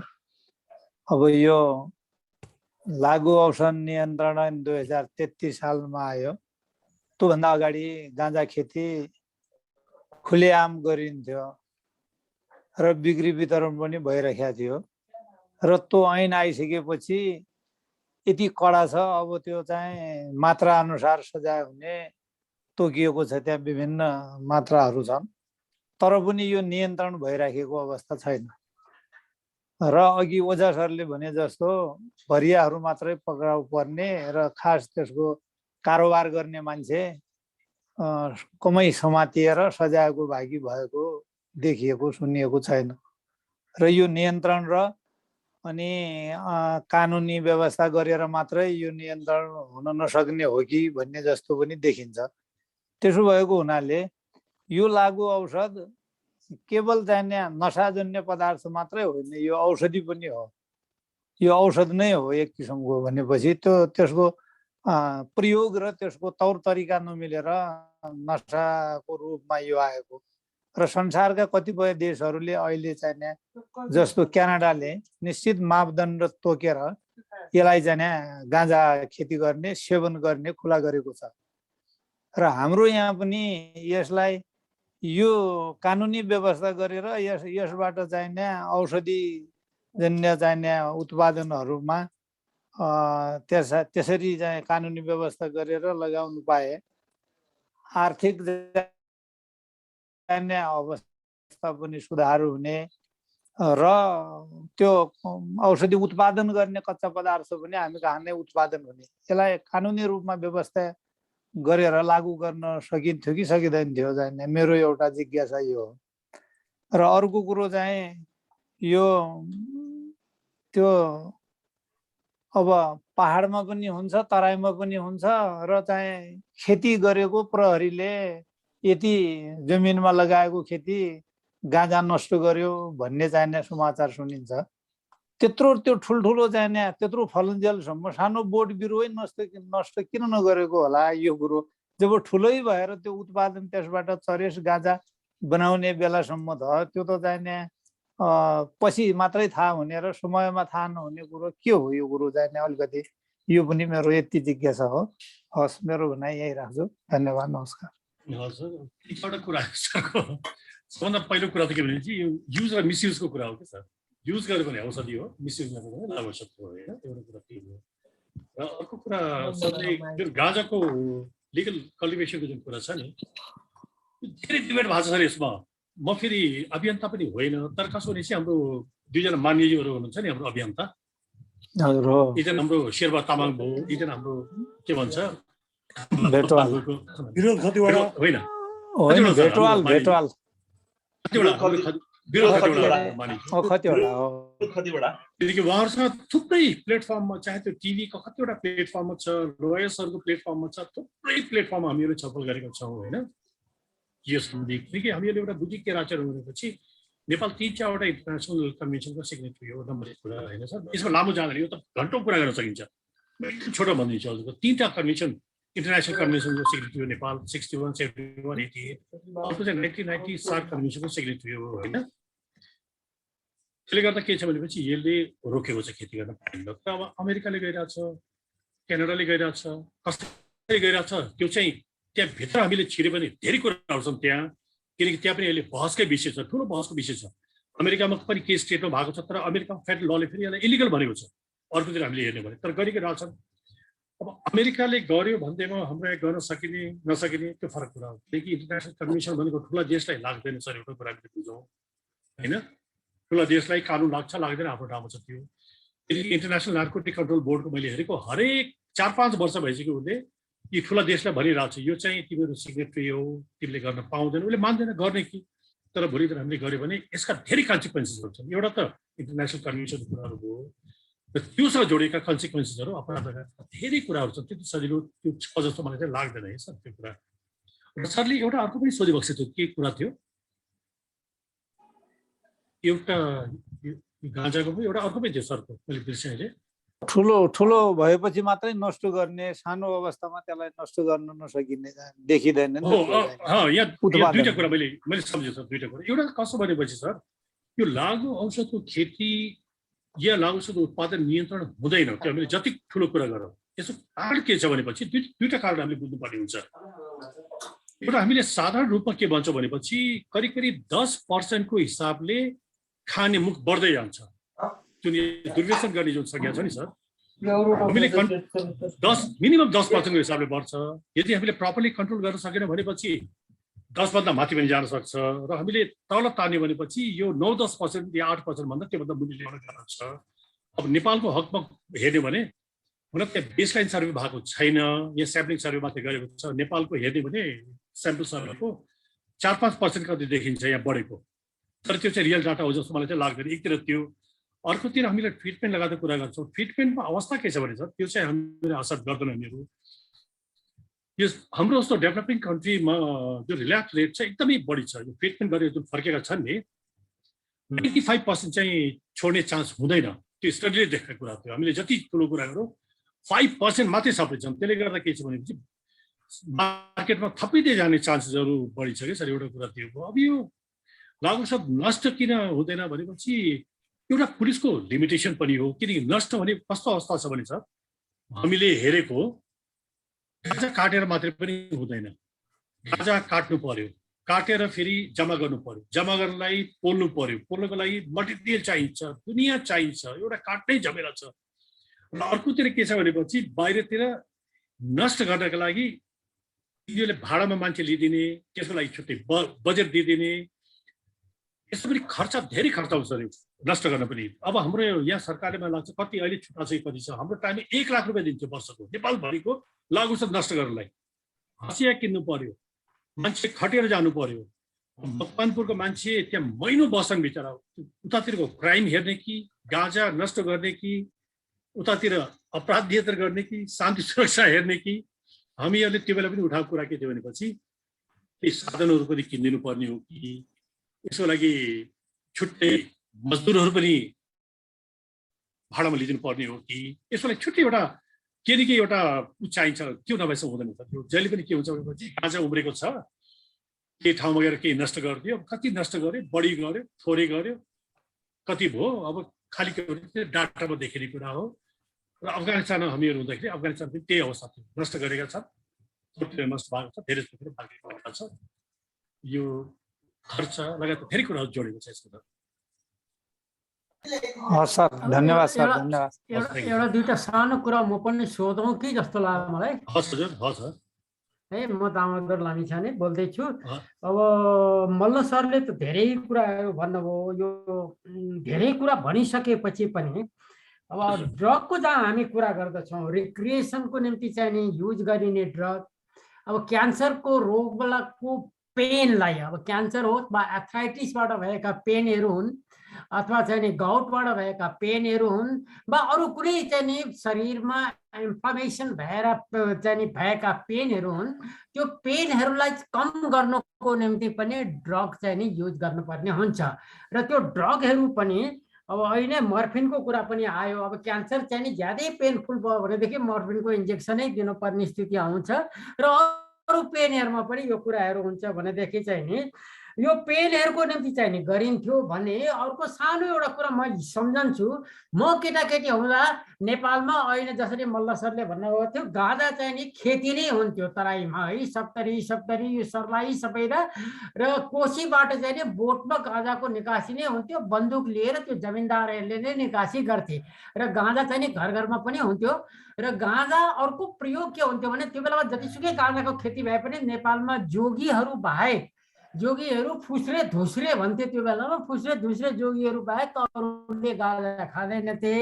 तर गाँजाको प्रयोग एउटा कुरामा चाहिँ नि हुन्थ्यो, वस्तुभावहरूलाई चाहिँ नि यो उनीहरूको पेटको चाहिँ नि गडबड भयो, एकदम वस्तुभावहरूलाई चाहिँ नि एकदम चाहिँ नि दिशा चाहिँ नि पातलो भएर उ गर्यो भनेदेखि खानेकुरामा चाहिँ नि गाँजा हालेर भित्र चाहिँ नि बनाएर अनि कोचिदिन्थ्यो मुखबाट, त्यो चाहिँ नि कम्प्लिटली चाहिँ नि कन्ट्रोल हुन्थ्यो डायरियाहरू, है त्यसरी कन्ट्रोल हुन्छ। र गाँजाको चाहिँ नि प्रयोग डायरिया कन्ट्रोल गर्नको निम्ति र डाइजेसनको निम्ति अथवा मान्छेहरूमा पनि केही गरी चाहिँ नि इन्डाइजेसनहरू हुन थाल्यो भनेदेखि चाहिँ नि यदा कदा गाँजा चाहिँ नि खाएर त्यो इन्डाइजेसनलाई अथवा चाहिँ नि त्यो पचाउने शक्ति चाहिँ नि बढाउनको निम्ति यदा कदा चाहिँ नि युज हुन्थ्यो। त्यसैले आम जनताले गाँजा युज गर्दैनथे, जोगी चाहिँ नि उनीहरूले गर्थे। तर अब वास्तवमा विश्वको स्थिति हेरेर आउने हो भनेपछि बिटलको चाहिँ ऊ भइसकेपछि र हिप्पी कल्चर आइसकेपछि 1960 पछि यो रिक्रिएसनको रूपमा चाहिँ नि रिक्रिएसनल ड्रगको रूपमा चाहिँ नि जब ड्रगहरू उत्पादन हुन थाल्यो र मान्छेहरूले चाहिँ नि युज गर्न थाले, एलएसडीहरू जस्ता कुराहरू नेपालमा करिब करिब 70s को उसमा आइपुग्यो। अमेरिकामा त्यसले धुनचक्कर मचायो, युरोपमा मचाएपछि चाहिँ नि त्यसलाई ब्यान गर्न पर्यो भनेर अमेरिकन प्रेसरकै अन्तर्गत हामी कहाँ गाँजा खेती ब्यान गरेको, गाँजाको साथसाथै भाङ पनि ब्यान भयो। तर अब अहिले आएर यो मेडिकल चाहिँ नि क्षेत्रमा अब डाइमेन्सियाहरू हुने, पार्किन्सन जस्तो रोगहरू हुने अथवा चाहिँ नि यस्ता धेरै पार्किन्सन भयो, डाइमेन्सिया भयो, अर्को पनि यो रोगहरूमा चाहिँ नि ज्यादै पेन हुन थालेपछि चाहिँ नि मान्छेहरूलाई चाहिँ नि ड्रगको रूपमा माइक्रो डोजिङ गरेर एकदम सानो मात्रामा अथवा चाहिँ नि बायोडेक्सको रूपमा पनि चाहिँ नि यो ड्रगहरूलाई चाहिँ नि युज गरेको देखिन्छ वेस्टर्न कन्ट्रिजहरूमा। र त्यही कारणले क्यानाडामा भनौँ या हल्यान्डमा भनौँ या युरोपका चाहिँ सर्टेन कन्ट्रीहरूमा गाँजालाई भाङलाई चाहिँ नि कन्टेन्ट रूपमा खेती गर्न दिएर त्यसलाई चाहिँ नि कन्ट्रोल गरेर सुपरभिजन गरेर ड्रग उत्पादन गरेर हस्पिटलहरूमा यो चाहिँ नि नर्सिङ होमहरूमा बुढाबुढीहरूलाई जहाँ जो रोगले ग्रसित हुन्छ तिनीहरूको निम्ति चाहिँ नि त्यो कन्ट्रोल रूपमा चाहिँ नि माइक्रो ड्रगिङ के अरे माइक्रो चाहिँ नि उसमा डोजमा चाहिँ नि ड्रगहरूको चाहिँ नि प्रयोग भएको चाहिँ नि देखिन्छ। र अब त्यो चाहिँ नि कम्प्लिटली यो कारणले पनि यी खेतीहरू सर्टेन कुराहरूलाई चाहिँ नि बन्द गर्न सकिँदैन, किनभनेदेखि त्यसलाई ड्रगको रूपमा पनि युज गर्नको खेती हुन थाल्यो वा गाँजाको खेती हुन थाल्यो भने अब गभर्मेन्टले चाहिँ कानुन बनाएर हाम्रो आफ्नो कन्जम्सनको निम्ति कति चाहिन्छ, यो मानिसहरूको चाहिँ नि पेन घटाउनको निम्ति अथवा ड्रगको रोगमा चाहिँ नि गर्नको निम्ति भनेर त्यसलाई चाहिँ कन्ट्रोल रूपमा चाहिँ नि त्यो लिगल्ली नै चाहिँ उत्पादन गर्न दिनुपर्छ र त्यो गभर्मेन्टको चाहिँ सुपरभिजन गर्न अन्तर्गत हुनु दिन पर्दछ। होइन भनेदेखि चाहिँ नि यो अब के अरे ड्रग चाहिँ नि लर्डहरू अथवा अफगानिस्तानमै भएकाहरू तिनीहरू चाहिँ डेफिनेटली निस्कन्छन्, ननिस्कने कुरा छैन। जहाँ पैसा भयो त्यहाँ चाहिँ नि मान्छेहरूले क्राइम गर्न छोड्दैन। अब नेपालमा त यस्तो स्थिति आयो कि भतिजाले चाहिँ नि काकाको 6वटा परिवारै मार्ने चाहिँ स्थिति आइसकेको छ। त्यसैले यो उसमा जानको निम्ति चाहिँ नि अब कानुन बनाउनेपट्टि चाहिँ नि सरकारलाई चाहिँ नि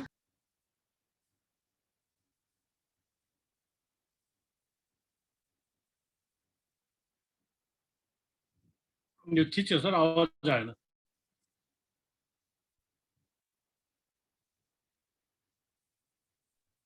नहुँदा सर अनम्युट हजुरको सर मेरो यति नै भनाइहरू हुन्। होइन, अब सरले भनेको कुरामा एउटा मात्रै कुरा भन्छु सर। अहिले पनि किनकि हामीहरू भनाइ के भनेपछि औषधिको लागि र रिसर्च गर्नुको लागि गर्न पाइन्न भने हाम्रो ऐनले पनि भन्दैन। औषधिलाई खेती गर्न पाइन्छ, तर त्यसको एउटा प्रक्रिया फलो गर्नु, मेरो भनाइ त्यही हो। जहिले पनि उहाँहरूसँग डिबेट हुँदाखेरि जहिले पनि म के भन्छु, एउटा कुरा त्यो। र अर्को कुरा कसो भनेपछि सर, यो जुन सरले हजुरले कुरा गरेको क्यानाडामा खेती भइरहेको छ, तर त्यहाँ ठुलो डिबेट छ कि सर, किनकि हामी संसदभित्र कुरा अहिले त्यो साथ नै हुँदैन यो जम्मै कुराहरू गरेर, किनकि संसदभित्रका त्यहाँ संसदका कुराहरू छन् र क्यानाडा र उरुग्वेको लिगलाइज गर्ने, तर डिक्रिमिनलाइज गरेको छैन उनीहरूले, डिक्रिमिनलाइज गरेको छैन। एकतिर हामीले हेरौँ त्यो, र अर्को दिन सरले भने जस्तै अब किनकि म पनि गाउँको, जस्तै हाम्रो गाउँमा पनि मलाई याद छ भैँसीहरू उनीहरूलाई छेटपट्टि लाग्यो भने हामीहरूले भाङ खुवाउँथ्यौँ, गाँजा खुवाउँथ्यौँ पिसेर, त्यो रोक्थ्यौँ। र अर्को दिन मलाई याद छ कहाँसम्म गर्थ्यो भने त्यो छिप्पेको बोका हुन्छ नि, छिप्पेको बोका मासुको मासु भयो भने हाम्रो सुदूरपश्चिममा त फेरि अत्तर भन्छ चरसलाई, थोरै चरसले चलाउँथ्यो गलाउनुको लागि, त्यो समेत गरेको मलाई याद छ। किनकि हाम्रो गाउँको प्र्याक्टिस आफ्नै छ। र औषधिको रूपमा गर्दाखेरि के छ भनेपछि अहिले यो फुल प्रुफ औषधिको रूपमा पुरा भइसकेको छैन। हामीले एफडीको पनि हेर्यो भने होइन सर, जस्तै सरले भने डेमेसियाको भन्नुभयो, सरले त्यस्तै क्यान्सरको भन्नुभयो, एपिलेप्सी लगायतको उसमा अहिले ट्रायलमा भइ पनि रहेछ औषधिहरू। एफडीको हामीले हेर्नु भने अलिक 3-6 महिना मुनिले निकालिरहेको हुन्छ, यो भइरहेछ। र औषधि म सिम्पली के भन्छु भनेपछि औषधिको लागि यदि हामीले खेती गर्ने भनेपछि ऐन संशोधन गर्नै पर्दैन। हाम्रो ऐनले क्लियरली दुईटा बाटो खोलेको छ, एउटा औषधिको लागि, अर्को रिसर्चको लागि बाटो खोलेको छ। तर त्यसको लागि के छ भनेपछि हाम्रो सरकारले मात्रै सक्दैन, यसको लागि इन्टरनेसनल नार्कोटिक कन्ट्रोल बोर्डसँग स्वीकृति लिनुपर्ने हुन्छ। त्यो स्वीकृति लिएर यसबाट प्रक्रिया हुन्छ, त्यो प्रक्रियामा खेती गर्न सक्ने छैन, गर्न पाइन्छ।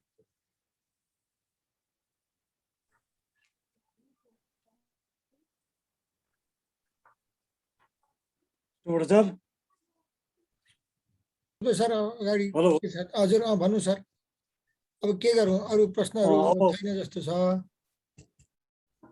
अब आज मैले सरलाई सोधेको कारण पनि यो साइकोडेलिक्स चाहिँ मेडिसिन्सहरूको रूपमा पनि यसलाई चाहिँ धेरै मात्रामा चाहिँ प्रयोग गरिराखेकै हुनाले पनि सोधेको हो मैले। हजुर हुन्छ सर। एउटा अब अर्कोतिर समस्या के छ भनेपछि जस्तै मैले इन्डियाको अघि इक्जाम्पल दिने कारण के हो भनेपछि यो वेस्टर्न कन्ट्रिजहरूले यिनीहरू सिन्थेटिक फर्ममा बनाउन थाले कि सर। यो जस्तो हामीले यसको कुरा गर्छौँ नि, यसको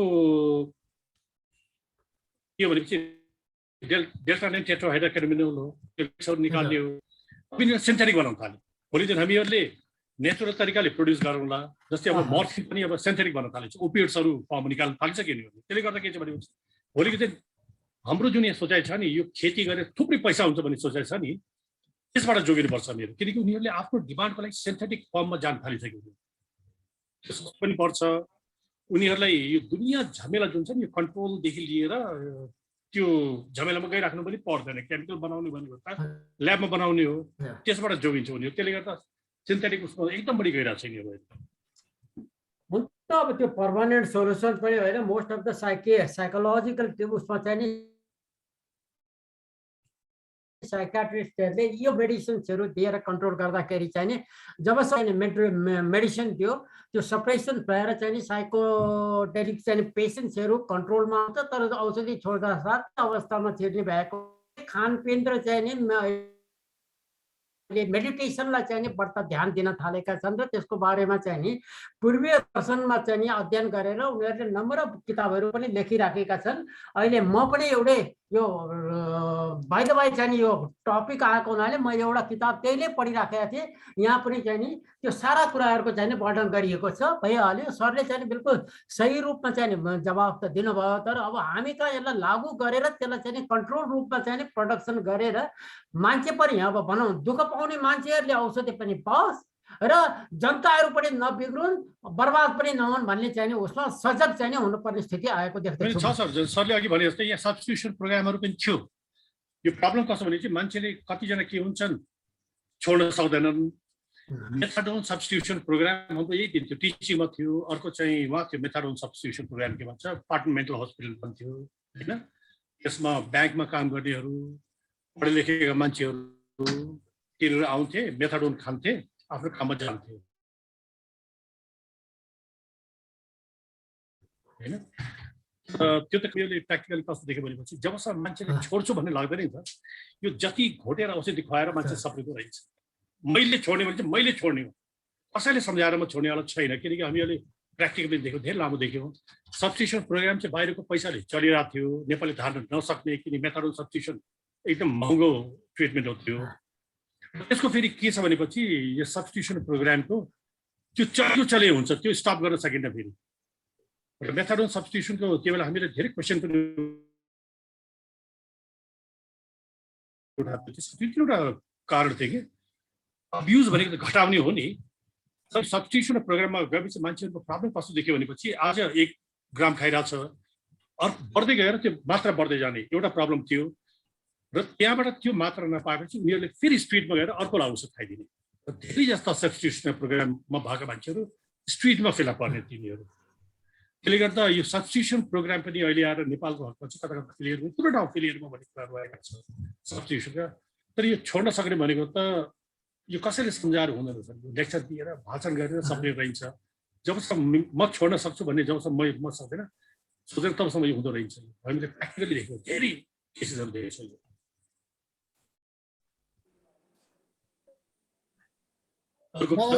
दामोदर सरले त्यो देखाउनु भएको सर अब दामोदर सरले देखाउनु भएको किताबको नाम चाहिँ नि के हो? यो ड्रगसँग सम्बन्धित छैन, यो चाहिँ ह्युमन बिइङको एजिङसँग सम्बन्धित छ। यो डाक्टर जे लेभाइटिनले लेखेको हो, successful aging a neuroscientist explores the power and potentials of our life. यो चाहिँ नि हामी जस्तो व्यक्तिको निम्ति सक्सेसफुल एजिङमा चाहिँ नि के कस्ता समस्याहरू आउँछन् बुढा भएपछि र के कस्ता रोगहरू आउँछन्, त्यो रोगहरूको चाहिँ निदान के कस्तो छ, के कस्तो किसिमले चाहिँ औषधिहरू भइराखेको छ। र औषधि मात्र चाहिँ नि हाम्रो ऊ होइन, हामीले चाहिँ नि पहिलेदेखि नै सजग भएर जानुपर्दछ र हाम्रो लाइफलाई चाहिँ नि हामीले कसरी मेन्टेन गरेर लिएर जानुपर्छ भन्ने चाहिँ नि विधामा हो। यो चाहिँ नि एकदम युथ 3A को निम्ति मोस्ट एप्रोप्रिएट पुस्तक मध्ये एउटा चाहिँ नि यो हो। मैले आजकल चाहिँ त्यस्तै किताब पढिराखेको छु है। अब दिवाकर दाइ हजुर यो कृषिसँग जोडिने भएको हुँदा यसको यो आजको विषयमा चाहिँ कृषिको र यसले चाहिँ हामीलाई केही लाभ दिने कुराहरू पनि केही छ कि हजुरको चाहिँ दृष्टिकोणबाट त्यो राखेर अनि धन्यवाद पनि देखाउँ डिएजी साहबलाई, हजुरलाई मैले अनुरोध गरेको छु।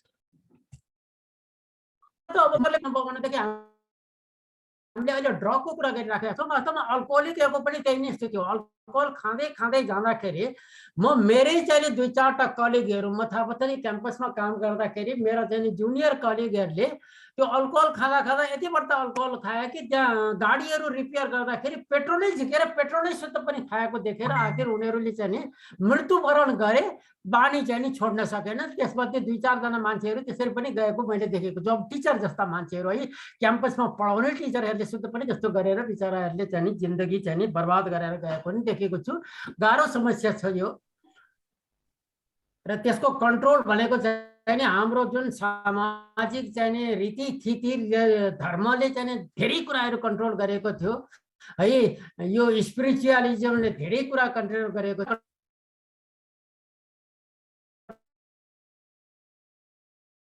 पनि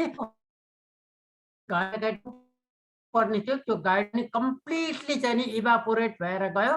त्यो हट्यो, त्यो हटेको हुनाले उनीहरू चाहिँ हिँड्न नसकेको स्थिति भएको हुनाले पनि हाम्रा केटाकेटीहरू बर्बाद भएका छन्। र त्यो सङ्ख्या चाहिँ नि दिनानुदिन बढ्दैछ।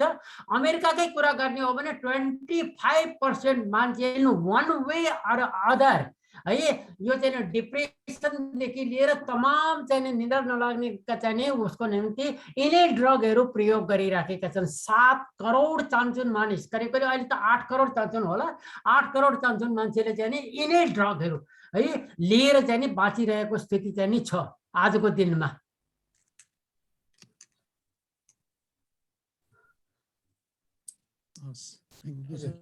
अनि सुवर्णजी मलाई के भन्ने भन्नुभयो है, हजुर दिवाकर दाइ, मैले चाहिँ सर्वप्रथम मल्ल सरलाई चाहिँ आजको यो धेरै चाहिँ हामीलाई अलिकति अवेकनिङ यस्तो हुँदो रहेछ भन्ने विषयमा थाहा दिने जुन प्रयास गर्नुभयो त्यसको लागि धेरै धेरै धन्यवाद छ। विश्वमा चाहिँ 5-6वटा चाहिँ जोग्राफिकल रिजनहरू पनि रहेछन् होइन, जहाँ तहीँका मानिसहरूले यो चाहिँ काम गरेको भने रहेछन् है। एउटा कुरा अलिकति मलाई कस्तो लाग्यो भने वास्तवमा अहिले चाहिँ हामी बसमा यताउता हिँड्यौँ भने धेरै समाजमा चेन्जहरू आएको मध्ये एउटा चाहिँ धुम्रपानको लत घटेको मैले चाहिँ महसुस गरेको छु।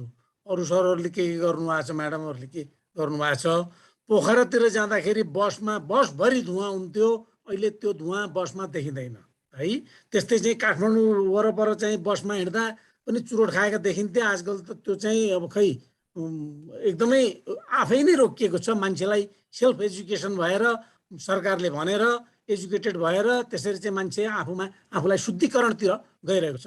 अहिले हामी धेरैपल्ट कुरा गर्छौँ, बखतमा हामी शुद्ध खानकीहरू खानेमा पनि हुन त हाम्रो चाहिँ के अरे केमिकल मिसाएका पोइजनस खान पनि गरेका छौँ हामी। त्यस्तो भयो भनेर तापनि मानिसहरू चाहिँ गतिलो खानकी खानको लागि प्रयास गरेर अहिले होइन च्याउ खाने प्रवृत्ति धेरै बढेको छ होइन, फलफुल खाने प्रवृत्ति पनि बढेको छ होइन। अब नयाँ नयाँ फ्रुटहरू आएका छन्, अहिले किवी फ्रुट आएको छ, एभोकाडो आएको छ, स्ट्रबेरी आएको छ। यी धेरै फलफुल र तरकारीहरू चाहिँ अब स्प्राउटेड तरकारीहरू खाने भन्ने कुरो छ। कृषि क्षेत्रमा चाहिँ शुद्ध खाना कसरी खाएर हाम्रो आयु कसरी बढाउने भन्नेमा ठुलो मास त्यतापट्टि आफूलाई ध्यान केन्द्रित गरिरहेमा सरले चाहिँ 4% 5% जति नेपालमा बढेको जस्तो लाग्छ हामीलाई। नरोक्ने हो भने अझ बढ्छ भन्ने कुरा पनि गर्नुभयो। सायद त्यो ठिकै होला, तर मलाई कता के भने अब आजको चाहिँ हाम्रो यो पनि यस्तै थियो। हाम्रो वास्तवमा त्यो के भने लागु औषध सम्बन्धी कुरा भएको हुनाले त्यतापट्टि हाम्रो ध्यान आकर्षण पनि हो, हामीले जान्यौँ पनि, त्यो सही कुरा हो। तर इन द मिन टाइम मलाई भने हामीले के पनि लिएको छ। अब धेरै कुराहरूमा मान्छेले चाहिँ आफै सचेत हुने स्थिति देखिएको पनि छ। हामीले धन्यवाद दिनुपर्छ युट्युबरहरूलाई, जसले चाहिँ वास्तवमा गाँजा गरौँ, खेती चरस खेती गरौँ, यसरी फला यति फल्छ भन्ने चाहिँ कहीँ पनि आउँदैन। सायद सरकारले पनि रोकेको भएर हो अथवा कसरी हो त्यो धेरै देखिँदैन। हालाकि अब क्यानाडाले अमेरिकाको कहीँ र क्यानाडामा चाहिँ सायद देशभरि नै हो क्या अरे। अब अहिले चाहिँ गाँजा लगाउन पाइन्छ भनेर भनिदिएको हुनाले भनेर हामीले चाहिँ अलिकति नक्कलमुखी पनि हुन गएका छौँ कि जस्तो लाग्छ। म 2030 सालमा जाजरकोट, रोल्पा अनि त्यसपछि रुकुमतिर गाँजाको बन्द गर्यो र त्यसको प्रतिकूल असर कस्तो किसिमको परेको छ भनेर अध्ययन गर्न पठाएको टोलीमा यो अमेरिकन गभर्मेन्टको प्रेसरमा परेर नेपालले गाँजालाई बाध्य भएर ती गरिबहरू जसले चाहिँ पैसा कमाउँथे अथवा दुःख गर्थे तिनीहरूको चाहिँ दुःखमाथि अझ दुःख थपिदिएको मैले कसरी भान पाएको थिएँ भने म त्यो एउटा खोलामा जाजरकोटबाट उता एउटा खोलो तरेर जाँदै थिएँ। बाटोमा अलिकति दिशा पेट काट्यो के भयो र चाहिँ एउटा खोलामा बसेको त्यहीँ रहेछ गाँजा पेर मैले गोजीमा हालेँ। यहाँ यसो त्यो कलम भिरे जस्तो गरेर जाँदै थिएँ। उता माथि चाहिँ डोल्पातिरबाट मान्छेहरू आउँदो रहेछन् 20-22 जना। अनि यो के हो भनेर सोधेँ मैले, नचिने जस्तो गरेर यो के हो भनेर सोधेँ। यी हाम्रो कालीमैया हुन्, हामी कालीमैया मरिन्, हामी सबै मर्यौँ। नेपालगञ्जमा हामी जाँदाखेरि यसको चाहिँ एउटा 1 हात जति यो एउटा हात यहाँबाट यति यति एक बित्ता अलि लामो युत्ता जति लामो लिएर गयौँ भने हामीले 250 रुपियाँ पाउँथ्यौँ। अब अहिले त 250 रुपियाँ पाउनको लागि 2 टिन घिउ अनि त्यसपछि के मस के लिएर गएर नेपालगञ्जमा बेच्ने हो। अनि त्यसपछि बल्ल हामीले चाहिँ त्यो चरस मिचेर जुन बनाउने भन्नुभयो अहिले मल्ल सरले, त्यस्तो चाहिँ पाइनेको पैसा बराबर त्यति चाहिँ चिज त्यहाँ डोल्पादेखि 7 दिन कति दिन लगाएर बोकेर नेपालगञ्जमा गएपछि अनि त्यो पनि एउटाले मित लगाउने अरे। अनि त्यो मित लगाएको हुनाले मित लगाउने ठाउँमा सबैले त्यो घिउलाई चाहिँ त्यहाँ दिएपछि मित लगाएको मान्छेलाई चाहिँ फेटा कुताउने, रातो फेटा कुताइदिने र पैसा अलिकति अब अलि मिठो पनि खान दिने र अरूलाई चाहिँ पैसा अब घिउ सस्तो मूल्यमा किनेर उनीहरूले चाहिँ हामी गरिब भयौँ, हामी त अझ गरिब भयौँ भन्ने पीडादायी शब्द ती मान्छेले बोलेको मैले अहिले पनि सम्झन्छु। अब अहिले कति वर्ष भइसकेको छ, यो 30 सालदेखि आजसम्म गर्दा झन्डै 48 वर्ष अगाडि उनले भनेको मैले अहिले पनि एकदम हिजै हो कि जस्तो मलाई लाग्छ होइन। त्यसो हुनाले वास्तव नेपालमा चाहिँ अघि कुरा उठ्यो हाम्रो विरोध खतिवडाजी आदि इत्यादि सरहरूले चाहिँ प्रयास गर्नुभएको छ भने त्यो पनि ठिकै हो जस्तो लाग्छ। कन्ट्रोल रूपमा गर्नुपर्छ र देशका नागरिक इमान्दार हुनुपर्छ मेरो विचारमा। यति गर्ने यसरी गर्ने भनेपछि त्यही बमोजिमको गर्ने त्यसरी नै गर्ने र त्यसको चाहिँ एउटा इमान्दारीपूर्वकको चाहिँ इन्फर्मेसन दिने हो भनेदेखि सायद गाँजा खेतीलाई चाहिँ हामीले खुला गर्नुपर्छ होला। र अर्को त्यो अफिम त्यो पपी अफियम पपी भन्छ त्यसलाई, त्यो पपी अफियम चाहिँ नेपालमा कुन जिल्लामा लगाउँदो रहेछ कुनै सरले जिल्ला चाहिँ भन्नु भएन, लगाउँछ त भन्नुभयो है। मलाई चाहिँ एउटा कृषिको विशेषज्ञ भएको नाताले अरू चिजहरू कहाँ कहाँ लगाउँछ मलाई अलिअलि थाहा छ, तर यो अफियम लगाउने भन्ने एक्ज्याक्ट मलाई लोकेसन थाहा हुन सकेन। कृपया त्यो भनिदिनु भयो भने खुसी हुने थिएँ म। र अन्त्यमा चाहिँ यस्तो राम्रो चाहिँ डेलिभरेसन्स व्यक्त गर्नुभएकोमा उहाँलाई र यसको चाहिँ समायोजन गरिदिनु हुने हाम्रो मित्र गुप्तबहादुर सरलाई हार्दिक धन्यवाद दिन्छु र सम्पूर्ण सरहरूमा नमस्कार गर्दै बिदा भएँ। हस्, धन्यवाद। त्यो सरले अघि सोध्नु भएको यो जिल्ला भनेर हजुर एउटा म भनिदिन्छु। पपी रुकुम, रोल्पा, धादिङ, मकवानपुर, त्यो सिराहाको यो घाँचहरूमा छ। यिनीहरू गाँजा कि अफियम सर? गाँजा हो कि अफियम हो कि दुवै? मैले अफिमको कुरा गरेको सर। ए हजुर, रुकुम, रोल्पा लगायतका जिल्लाहरू छन् नि, ओपियम भनेको लेखेको त्यो एरियाहरूमा यो मकवानपुरकै छ। त्यसो हो भने सर एउटा कुरा सम्भव छ कि कस्तो भने त्यतिखेर जुन चाहिँ पीडा दियो त्यसको विकल्पको रूपमा तिनीहरूले चाहिँ ल त्यसो भए यसै गाँजा छैन उसै गाँजा छैन अपिएम लगाउनु पर्यो, त्यसमा पो बढ्ता पैसा आउँदो रहेछ, त्यस्तै कुरा हो क्यारे भन्ने एउटा नैतिक बल जस्तो हो कि के हो? अब बल भन्ने कि प्रतिकार हो कि विरोध हो कि त्यो कारणले गर्दा पनपेको हो कि त्यो चिज त्यहाँ? नत्र त्यतिखेर त्यसको रिजन मैले अघि भनिसकेँ सर। हजुर, त्यसको मैले अघि रिजन भनिसकेँ। त्यसको इन्डियाको जुन लिगल ओपियम कल्टिभेसन उता साउथ इस्ट डाइभर्सन थियो नि, त्यो चाहिँ यता सिफ्ट भएको थियो। हजुर हजुर, शिफ्ट इन्डियाको सिफ्ट भएको यो। हजुर, हस्, धन्यवाद। हस्, प्रस्ताव थ्याङ्क यू सर। अब दिवाकर सरले चाहिँ धन्यवाद पनि ज्ञापन गरिसक्नुभयो। सरले, हेमन्त सरले चाहिँ आज यहाँ हाम्रो बिचमा आएर लागु औषधको बारेमा यो त